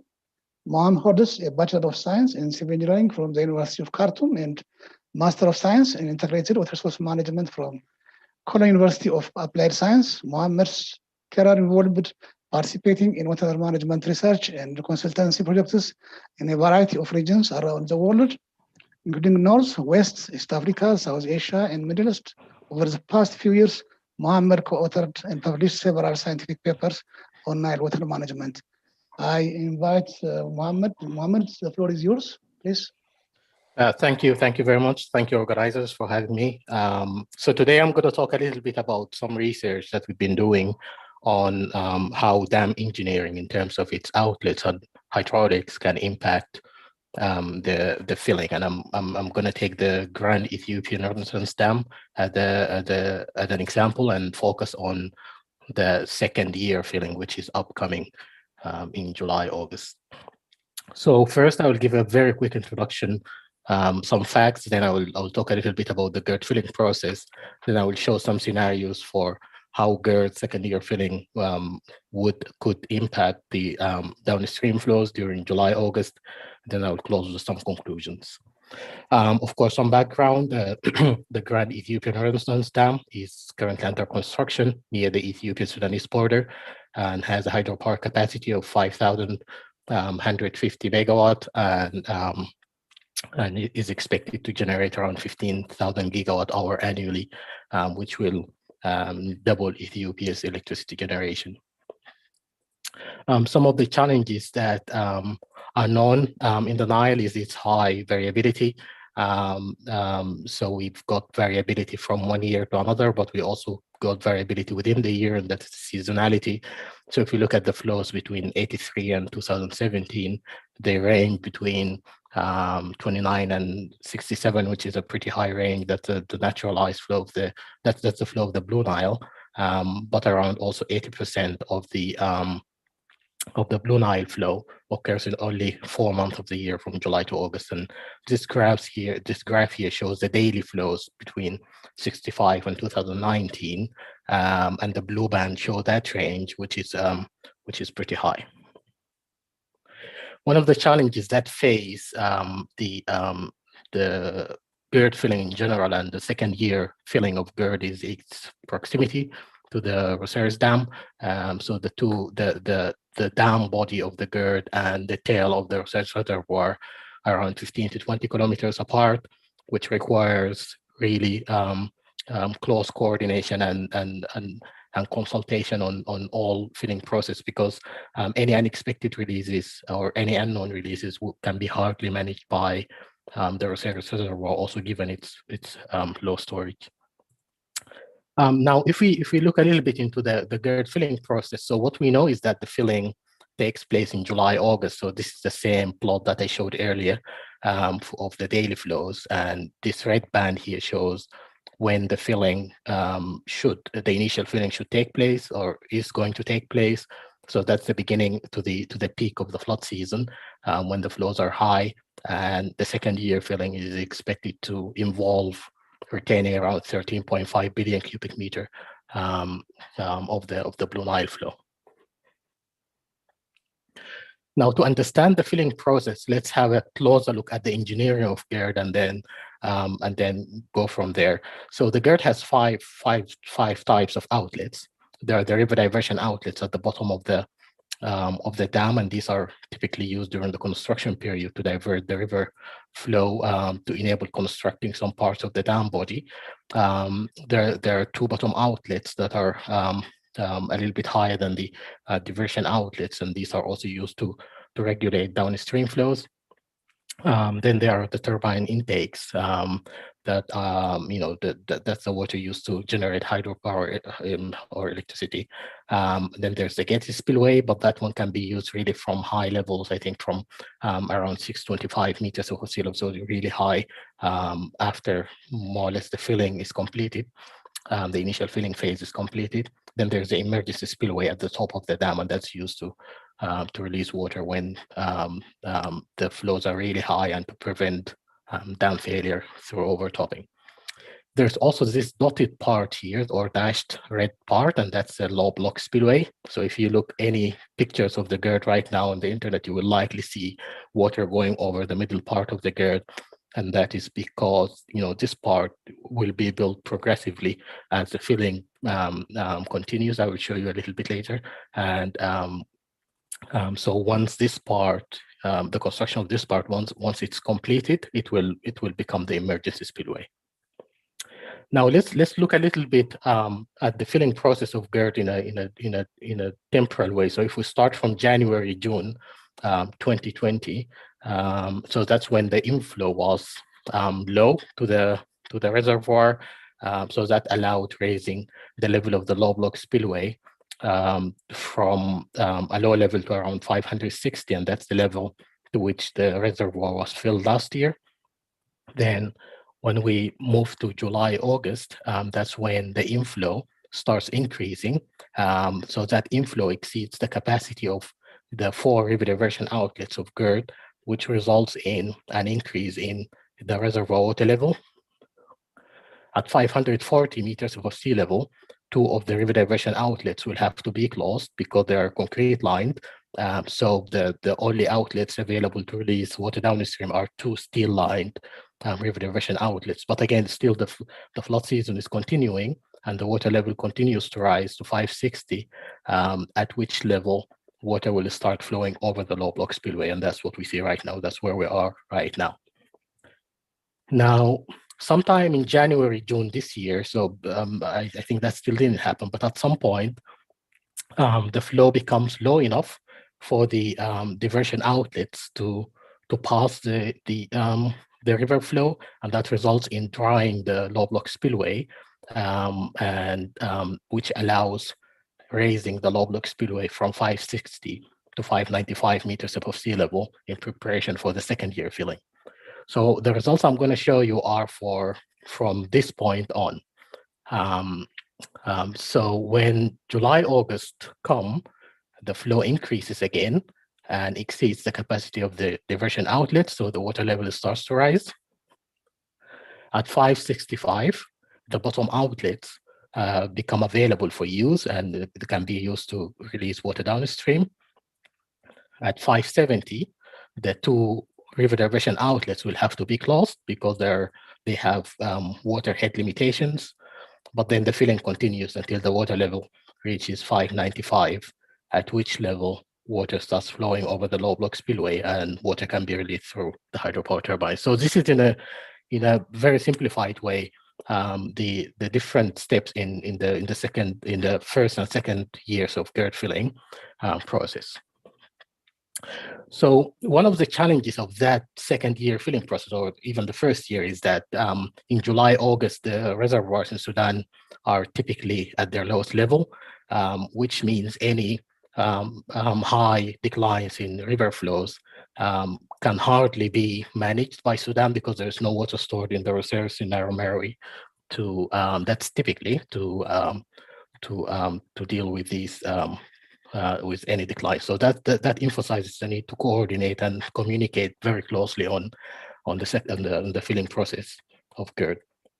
Now I simulated some scenarios using a rule-based simulation model, daily rule-based simulation model that includes all these stages of the outlets and which outlets become available and when, and how much water can be released. So I looked at 4 scenarios. So the first one is an extreme scenario, just for comparison, and that involves closing the outlets immediately at the beginning of July. And then the second scenario, trying to release 100 millimeter cube per day. And the word targeting here is very important because you can target something, but you cannot necessarily guarantee that because the dam engineering has its limitations. And then there is another scenario in which the flow of the 30th of June is targeted. So this tries to maintain the flow, tries to not allow the flow to drop below the level, the values before the filling started in July. And then the last scenario is when the outlets are really open to their capacities. These 4 scenarios are examined across 34 river flow conditions, and these are the hydrologies from 1983 to 2017. So assuming that this second year filling could happen in any of these hydrologic conditions. Now let's look at some of the results. So if we look at the rate of success in completing the second year filling of GERD under the 4 scenarios, so if the outlets are fully closed, that means the GERD will complete the filling in 100% of the 34 scenarios examined, hydrologic scenarios examined. When targeting 100 millimeter cube per day, that results in a success rate of around 94%. So there's only 4% of the scenarios in which the filling is not completed.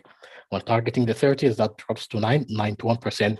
When all outlets are open, the rate drops to 76%.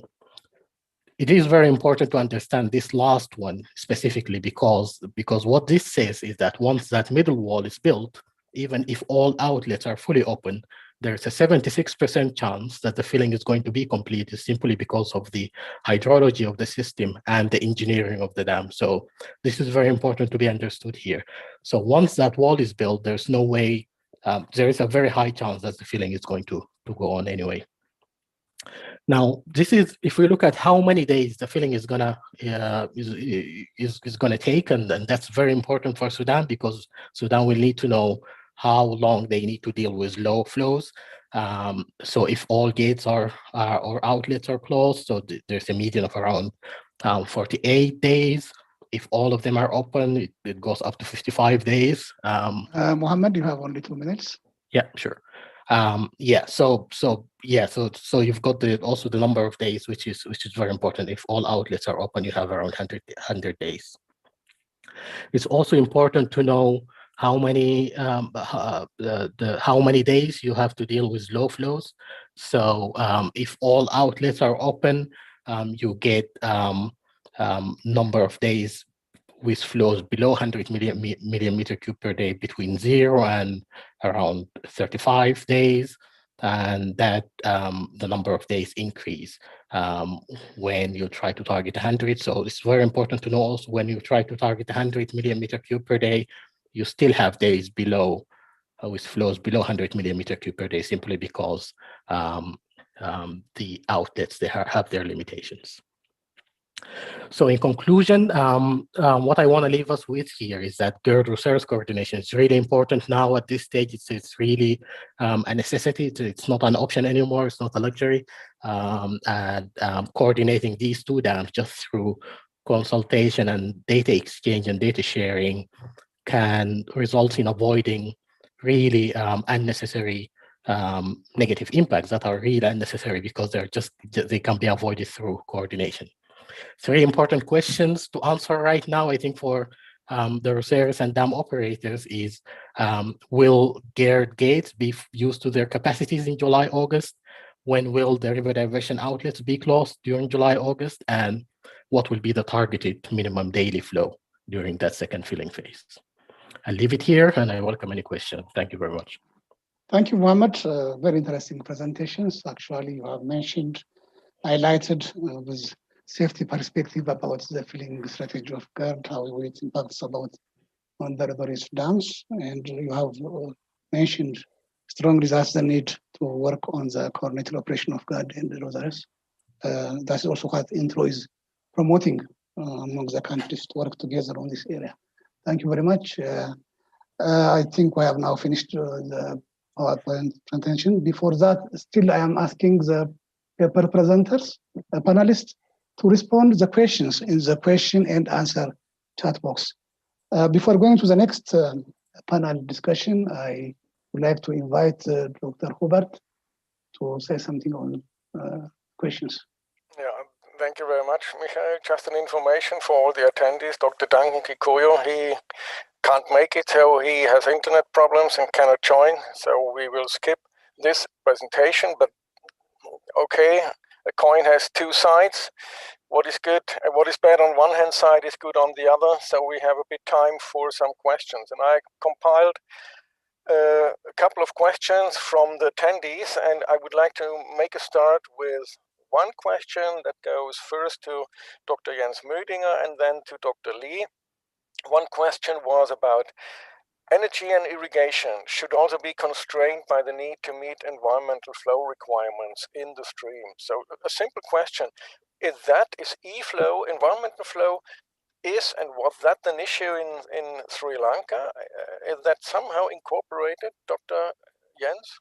There is, when we started, there was no legislation around that to really consider E-flow, and also no regulations on how to calculate that. That is changing, and we did make some provision at very specific points or locations in the model to consider a E-flow. However, it's not much about the flow in stream. It was about the reservoir operation itself in the context of elephant grazing. There is one of the largest gathering of Asian elephants in Sri Lanka at the reservoir. So when the reservoir level recedes, the grassland gets exposed, and all the elephant families come there to graze and feed their calves. And with a new introduction of a pump station, the operation of the reservoir would have changed, and this was unacceptable. So we had to consider the operation of the reservoir such that this grazing period for the elephants is ensured. Very interesting, thank you very much. So things come up which are not instantly in mind. Thank you very much. The same question about E-flow. I would like to raise that question and ask Dr. Lee. I'm sure there is something in place at the MRC, definitely, as far as I know, there is something. So what is in place in the MRC regarding E-flow and environmental flow? You are on mute, Dr. Lee. E-flow is still a topic of discussion, is still working with member countries. We have in place we call procedure for notification, prior consultations, and agreement. So this one we implement for all mainstream dam that use water during the dry seasons and could impact on the flow, environmental on the low flow during dry season. So that project has to submit their projects to member countries to review, and then provide recommendations how impact mitigation should be carried out with that project. So we have this PNPCA called Procedure for Notification, prior consultation and agreement in place. We have done for 5 mainstream dam already, and then now for irrigation. Actually, for irrigations, also if there is a diversions from mainstream to tributary or diversions from one river basin to another basins, then there need to be agreement between member countries. So, but this we haven't have this project yet. So this we have this in place for consultation with member countries. Thank you. Thank you, Dr. Lee. I have just one more question before we go further to the panel discussions, and all the other questions, if we have time, we can still tackle that during the panel discussion itself. One question I have for Dr. Marco Kainer. The question came up, coordination of reservoir operation among 2 or more countries. When that theoretical thing, when that is in place, is there any experience or mechanism somewhere, an example, how about sharing the benefits or the losses? Is there anything that you can tell from, let's say, other basins, an example from other countries which are already in the Water Convention and which are already at the state of sharing the benefits and maybe also the losses? Dr. Marco Kainer, is there any experience or mechanism in place, you know? Thank you, Dr. Law. Interesting question. We did not so far have this specific task, because the Water Convention is a framework convention, and under that framework, different topics can be treated. And indeed, what you mentioned is really a task that could fall under the Water Convention. It is maybe a little bit too technical to be in the convention itself, but the convention would oblige parties to enter into such discussions, to create on topics that are of common mutual interest, to create expert groups, to create bodies that would exactly address these questions. And here we could then reach out to other parties who have already undertaken such efforts, be it under the convention, which I'm not aware of, or in another context. And these countries could also provide their experience and share good practice.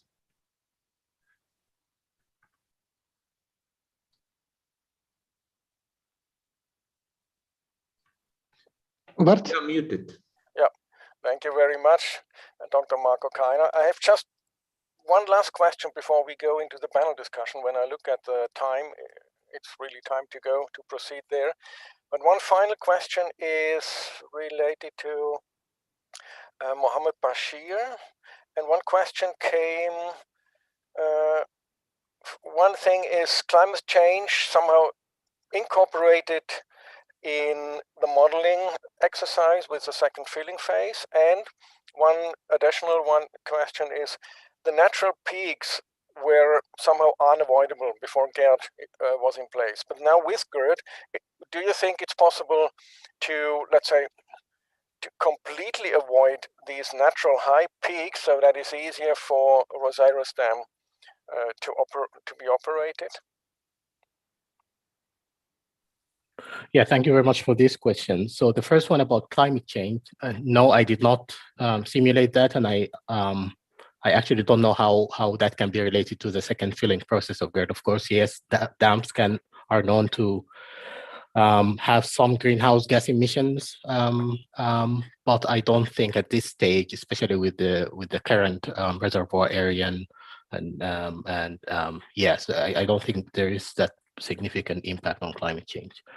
On the flow peaks, in the long term, yes, the GERD will contribute significantly to regulating the Blue Nile flow. But now during the filling phase, as you know, it depends on how long the filling is, you know, during that peak flood period is gonna take. So if it goes all the way from July to September, it could contribute to reducing that flood peak. But if it takes place in June, August, then we might still see some of the high flows later in the flood season. Thank you very much. Interesting. And we got more questions, but let me move on, Mikhail, if you agree. I think we should move on to the panel discussion. And in the panel discussion, we have about 30 minutes. So if we have any chance, then we can still go back to these questions. And some of them are, of course, to the panelists as well, because panelists and presenters, there is an overlap there. So, and let me just say some introductory words to the panel discussion. And I would like to show first, let me share the screen.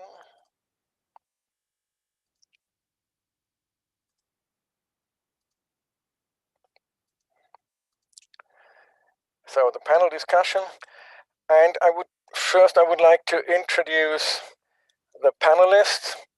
And as you know, Dr. Salih Ahmed, he was already introduced, as well as Dr. Marco Keiner from UNECE, Dr. Tim Lee. So only one person was not yet introduced, and that is Dr. Malte Grossmann. And I would like to take the opportunity to introduce him before we start the panel discussion. Dr. Malte Grossmann is the lead technical advisor and project manager for Nile projects commissioned by the federal German government. He has really vast experience in Africa and in the Nile basin. Dr. Malte is located in Kampala. He's there since 2014 in the project, where he oversees all Nile-related activities and projects from Germany. So he closely collaborates with NBI, ENTRO, all Nile basin countries. He knows everybody, and probably everybody knows him. So I would like to start directly with the panel discussion. And we had one question. We put that question on top. What needs to be undertaken to be successful? And we have, of course, a number of challenges. Population growth and meeting the growing energy demand, food security, preservation of ecosystems, all that are major challenges in the Nile basin and needs to be tackled in the near future. And what is sometimes, of course, a scarce resource and critical in tackling these challenges. So water is just on the top, is a top priority when it comes to transboundary management in general.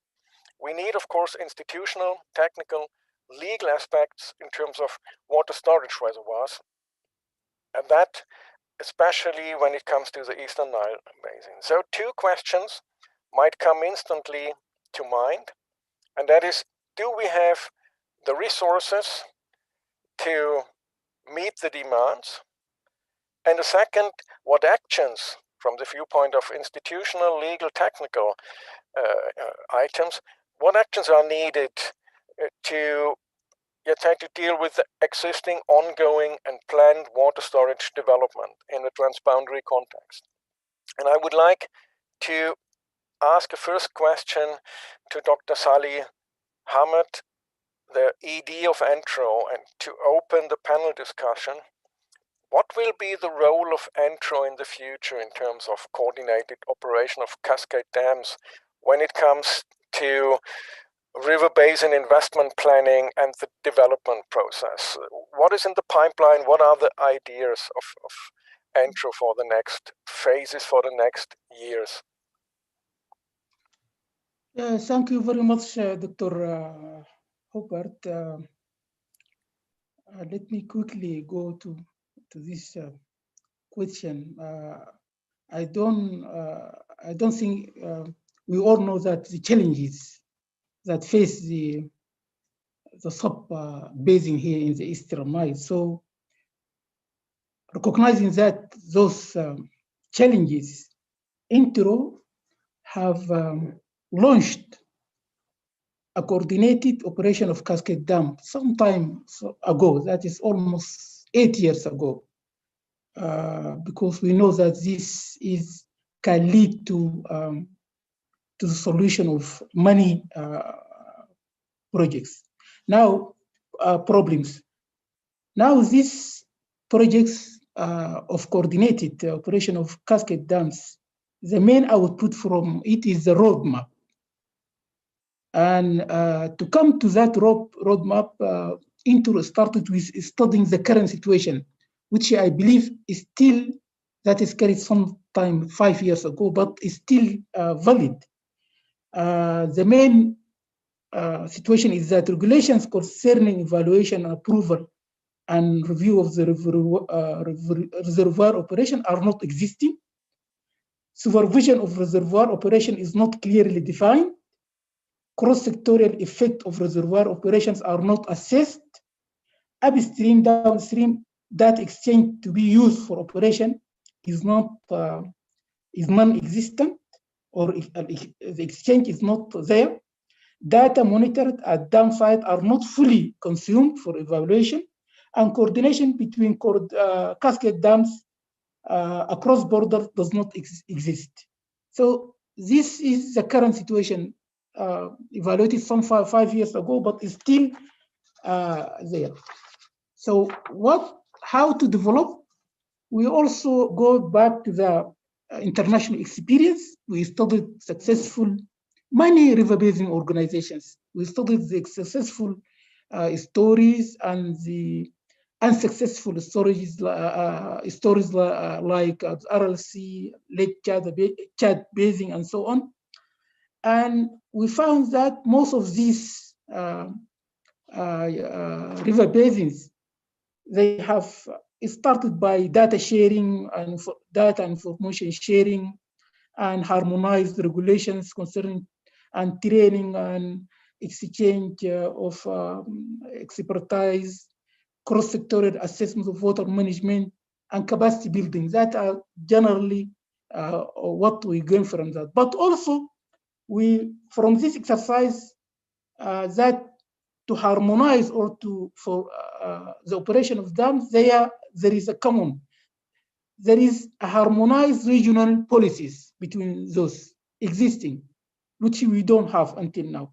Also, there is an agreed legal framework generally, which is also not existent here. And after that, they have institutional setup.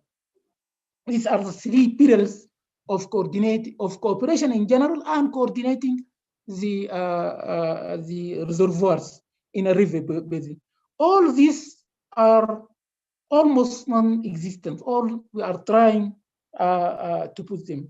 Now, under the Nile Basin conditions, it is difficult to go directly to the policies or to the legal framework directly.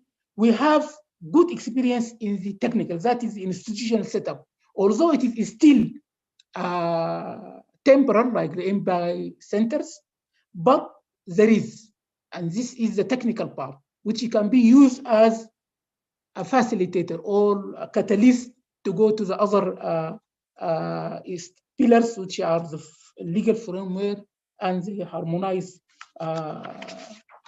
policies. Now we started with this intro focusing on this technical by utilizing its ongoing projects to facilitate or to enhance the cooperation in general and the coordinator. Now we have the coordinated operation of cascade dams. As I said, we have the dam safety project. We have the basin-wide flood forecast and early warning system. We have the basin-wide hydrometeorology monitoring projects. And the main topics, you can see that there is a general awareness, there is communication, there is data sharing within this frame. As you can see that all these projects, at the end, they are facilitating or enhancing the cooperation of the Nile Basin countries, so that we can. So that is our ambition, to go to permanent institutional setup with legal framework. Now, as these technical activities are evolving, we are expecting that the institutional framework can follow. We have, of course, now within this technical, we have some sort of institutional setup that is comprising the task, and we have the INSAP, the governance, we have the technical task groups, and so on. All this can be used as a means to come up at the end with a permanent institutional setup. For the planning of future investment, as you can see that intro already, in addition, within this project, we have produced a very important document known as the Multi-Sectorial Investment Opportunity Analysis, where water investment options are assessed with the aim of prioritizing investment and development in the basin in general. And also some financial options are given in this or considered in this. Now, coordination of operation of reservoirs also can be linked within the general basin-wide project of the Nile strategic water resource strategic analysis, and can be considered as one of the options that can be used, because we know that this strategic analysis is trying to answer a very important how can we, a very important question, how can we meet the growing future demands for water, food and energy upstream and down countries in a sustainable manner. And this, to answer this, one of the options is this coordinated operation of reservoirs. It can have a very significant role can be played in this to answer this question. Therefore, I think coordination of operation of dam will not only result in more efficient utilization of the scarce water resources, but also it prevents tensions, and as you know, tensions can lead to more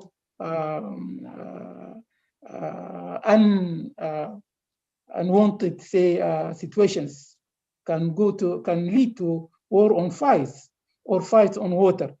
So we think that cooperation on more investment project, if we manage to come to some sort of institutionalized coordination of reservoirs, that will open the way for more investment projects in the region. Thank you very much. Thank you very much, Dr. Salih, for the interesting answer that we have, that you have given to us. We have one very interesting, actually, a couple of questions go into a similar direction, and that is about trust building, and trust building in the Eastern Nile in particular. That, and I would like to raise the question, to bring this question to Dr. Tim Lee from the Mekong, because one question was directly addressing him. How build the Mekong River Commission, or how, more general, how build the countries in the Mekong River Basin political trust? How was that possible to achieve that?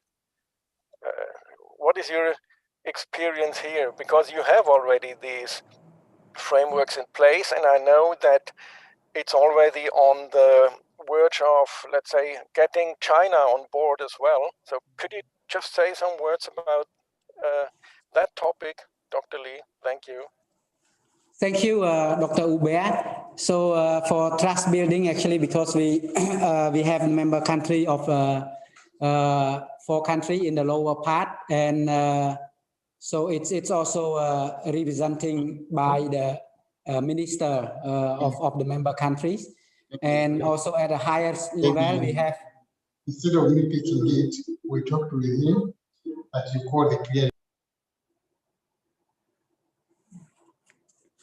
Hello. Yeah, okay. So for the MRC, we have 4 member countries, and we have 4 ministers. Each country we have 1 minister as a representative, and agreed approve all of the strategic document, all of the guidelines. So approved by the minister, and then it has to be implemented by the department agency. So that's how we build trust. And in order to develop guideline strategy, we need to do a consultation with member country and get their agreements. And sometimes it also take 5 years, 6 years to get agreement on guideline, technical guidelines, and implement together. And also procedure like procedure for notification, prior consultation, and agreement. So it take 4 or 5 years to develop and agree. So through this, we share concern together and then building trust. Now with China, with upstream countries, China is and Myanmar is not the member of the Mekong River Commission, but they are the partner, the dialogue partner. It means that they join all of MRC governance meeting in the joint committee and also the council meeting. So during that meeting, they also share information on the developments of the upstream development. And also we also share information as well. And now we have data sharing from China on the hydrological flow, both for the dry and the wet season.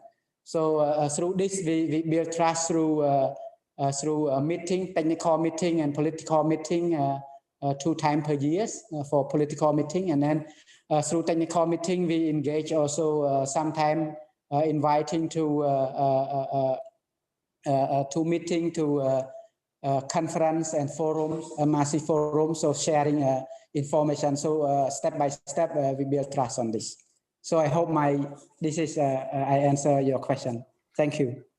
Thank you very much, Dr. Tim Lee. We get more and more questions. Thank you, Dr. Tim Lee, we cannot go into detail that much because we could discuss 1 full day probably. And thank you. I have another question which goes to Dr. Malte Grossman, and it's about population growth, cross-border poverty. What we see, the question goes like this: what we see in the Eastern Nile region as well in the Lake Equatorial subregion, poor agricultural practice, high demand for cooking fuel, all that goes into the transboundary water corridor. And the question is, surrounding these topics, is there any intention, is there any program in place or in the future that will tackle or support the community-based interventions to address these, let's say, the community-based implications on transboundary challenge? Thank you, Hubert. Thanks for the interesting session. And yes, I mean, I'm here because we, on behalf of the German government and European Union, we are supporting a lot of the good and interesting work that has been presented in this session. And yes, and I also firmly believe that all these hydraulic infrastructure that is being put in place, that they actually trigger cooperation, they trigger the need to cooperation.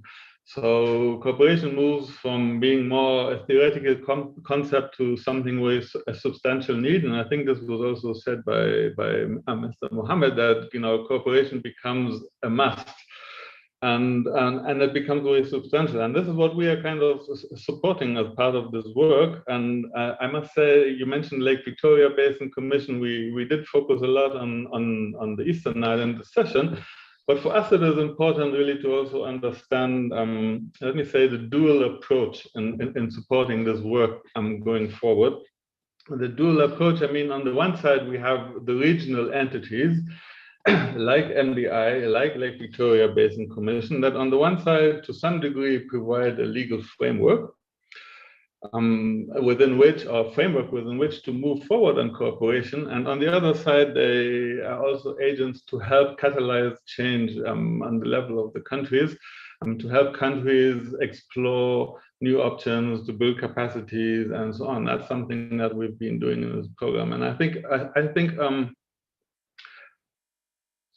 the other approach really is to help clusters of countries to move forward in establishing the institutions that are required, or let me say, not only the institutions, but I liked a lot what you were mentioning, Hubert, at the beginning, about this trajectory of moving from communication to joint procedures, to joint objectives and regulatory framework, and to really help those clusters of countries that have some infrastructure to manage, to set up themselves on this trajectory. And I think this is what we are here to do as part of the EU-German program, to help NBI or regional organizations like LBC to push that agenda forward from the regional angle, and to help clusters of countries to solve and work on the issues at hand. Thank you. Thank you very much, Malte. So let me just move to one other question. We have got great questions, great answers, really like that.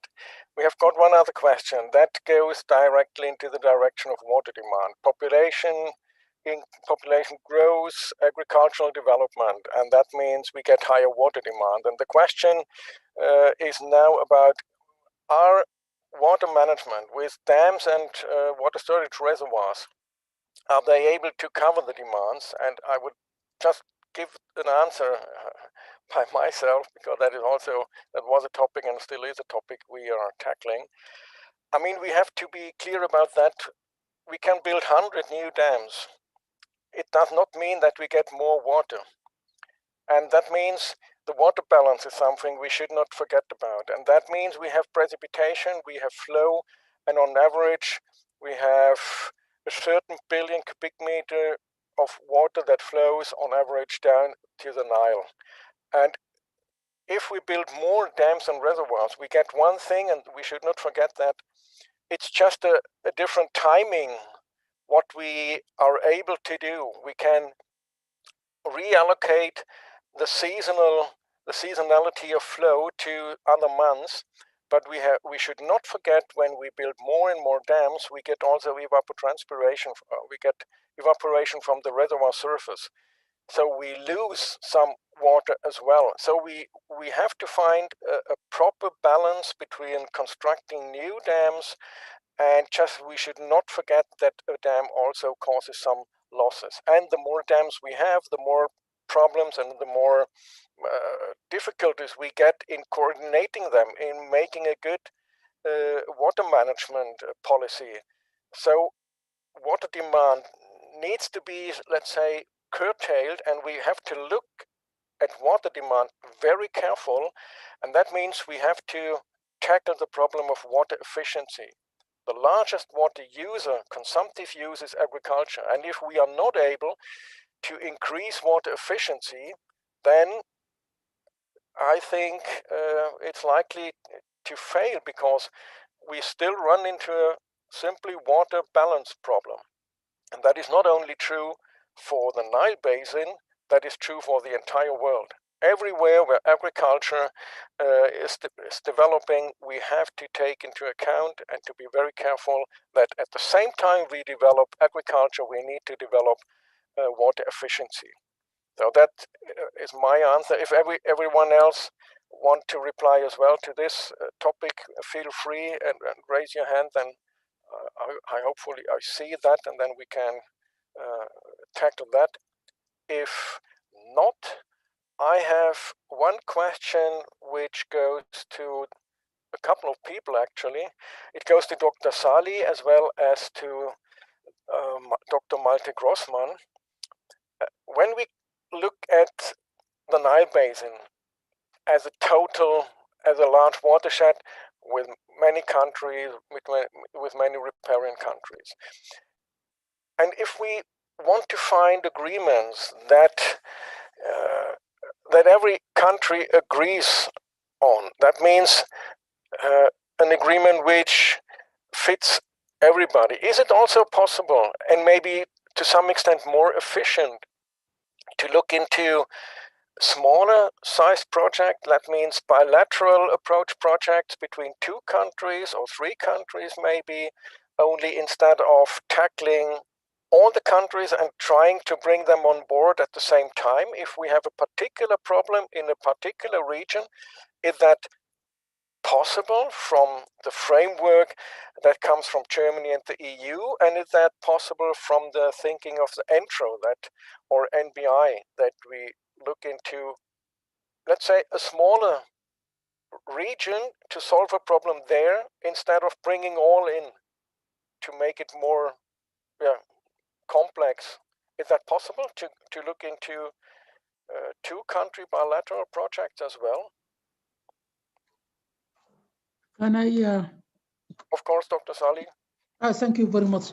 Yeah, of course, it is possible. Yeah, that is, in fact, this is the philosophy of the subsidiary action programs, is to demonstrate to the countries the benefits of cooperation through the implementation of on-ground projects.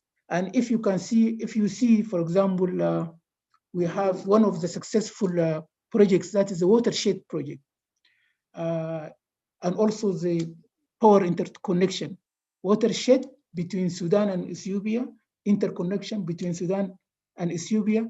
And in fact, this is the criteria for subsidiary action programs in the Eastern Nile, or in the, is that the project should be shared between two countries or more. Also, it should be intersectorial. Also should be win-win, something. So these are very essential criteria for projects. So the answer is yes, to take, for example, a small project, prepare it well, design it very well, implement it well, so that you can demonstrate the benefit of cooperation to the countries. And that is, as I said, this is part of the philosophy that to enhance and to support the process of cooperation in the Nile Basin. Thank you. Thank you very much, Dr. Salih. Dr. Malte, is there anything in the pipeline that considers only two countries or three countries? Thank you. Okay, this is what I maybe also alluded to. I think you're thinking about projects that address the issues of coordinated operation of dams. And yes, there's that tension, let me say, between trying to develop basin-wide generic approaches and handling problems where they are relevant. And yes, this is what we can do and what we do in our programs. And I also think under the program with NBI that we're talking about here, the notion always is to help countries at the most subsidiary level to work on the issues they have. And obviously, if we talked a lot about the Eastern Nile and GERD issues, this is mainly a subset of 3 countries that is involved in this discussion, and it's most appropriate to work with these 3 countries to solve the issues at hand. And you have similar constellations in other parts of the basin, for example, Lake Victoria Basin, where there's a set of 3 or 6 countries who need to work on figuring out coordinated operation of cascade dams. And that's why, yes, I think this is the way to go. And the role of NBI as a regional body is maybe to help countries to provide that assistance or channel that assistance to country clusters to work on these topics, and to provide that platform for maybe broader thinking and knowledge exchange and exchange of good practices, like is happening maybe also in this webinar, that these smaller clusters of countries can then pick up and take forward. And this is exactly what we are ready to support and what we are supporting already in this program. Oh, thank you very much, Dr. Malte. Interesting. So we have many options, that means. And we have now 4:15. At 4, we were supposed to end this meeting, so I would like to wrap up the panel discussion with 2 remarks, and the final wrap-up will be provided by Michael afterwards. But I would like to mention 2 things, comments we got from the attendees, and one comment is about experience. We need experience from other river basins, and especially from the Mekong. So sharing same resources to be in place in Eastern Nile countries. So thank you very much about sharing the experience, and that we should look more into other examples like the Mekong. That was one. And another kind of remark was that also it should be possible and could be possible that, for example, Reservoirs Dam and GERD, that they operate as a kind of a transboundary multi-reservoir system. Do you think on that topic could be also a solution for the future? So thank you very much. We're not able to tackle all the questions, but I think most of them has been addressed, hopefully successfully. And let me just close the panel discussion and to say thank you very much to all the participants. Thank you very much to all the panelists here for the very informative and insightful answers we have got. And now I think I go back, I hand over to Michaela Bebe for the wrap up. And then thank you from my side to all those huge group of attendees and panelists here. Thank you very much. Michael. Thank you, Hubert. Actually, it was very interesting and very informative discussion. I would like also join you with thanking the panelists. And now we go to the final programs, that is the wrap up and the key message. Would you please put the slide for the key message that we have prepared?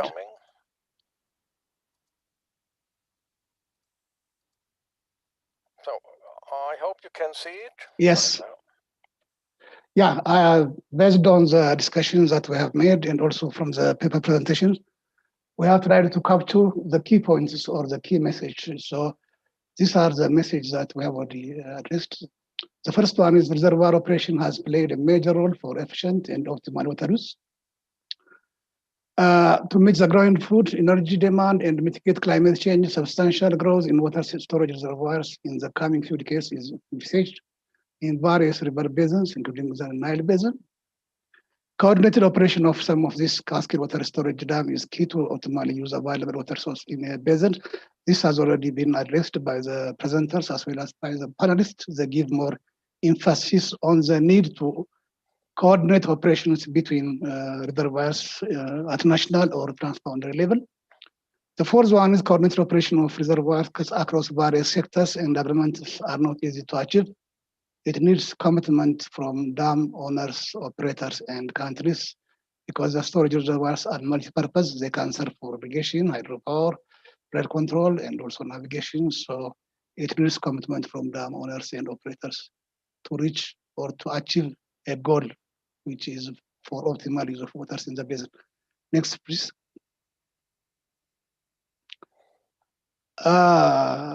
Coordinated operation reservoirs is best addressed as a staged process. Level of cooperation could range from coordinated by information sharing to full coordination by developing joint objectives. The benefits occurring to countries varies accordingly. A solid and supportive institutional framework is needed to lay the foundation for efficient coordination of reservoir operation at sub-basin or basin level. This was highlighted by Dr. Salih, the ex-director of INTRO, highlighting the need to have an institutional framework for standard coordinated operation of reservoirs at basin level. Informed decision needs to be based on scientifically and systematically proven approach. This is also highlighted by Mohammed to give more emphasis on the technical aspects. And the last one is capacity building of policymakers, planners, experts, dam owners, operators. Extra is essential to achieve efficient coordinated operation of cascade dams. Next one. Yes. So these are some of the points that I have already, with my team, with Robert, captured the key message. With this, I thank all speakers, the audience, translators, and IT teams of NILSEC for your active participation and support. And there is also another information for tomorrow. Tomorrow there will be webinars, which the title is Multi-Layer Transboundary Water Cooperation, Legal Institutions. It's State of Affairs 2020. And the webinar starts at 1:45 to 4, that is Eastern Africa time. If there is no any other urgent issues or questions or matters, I think the webinar is now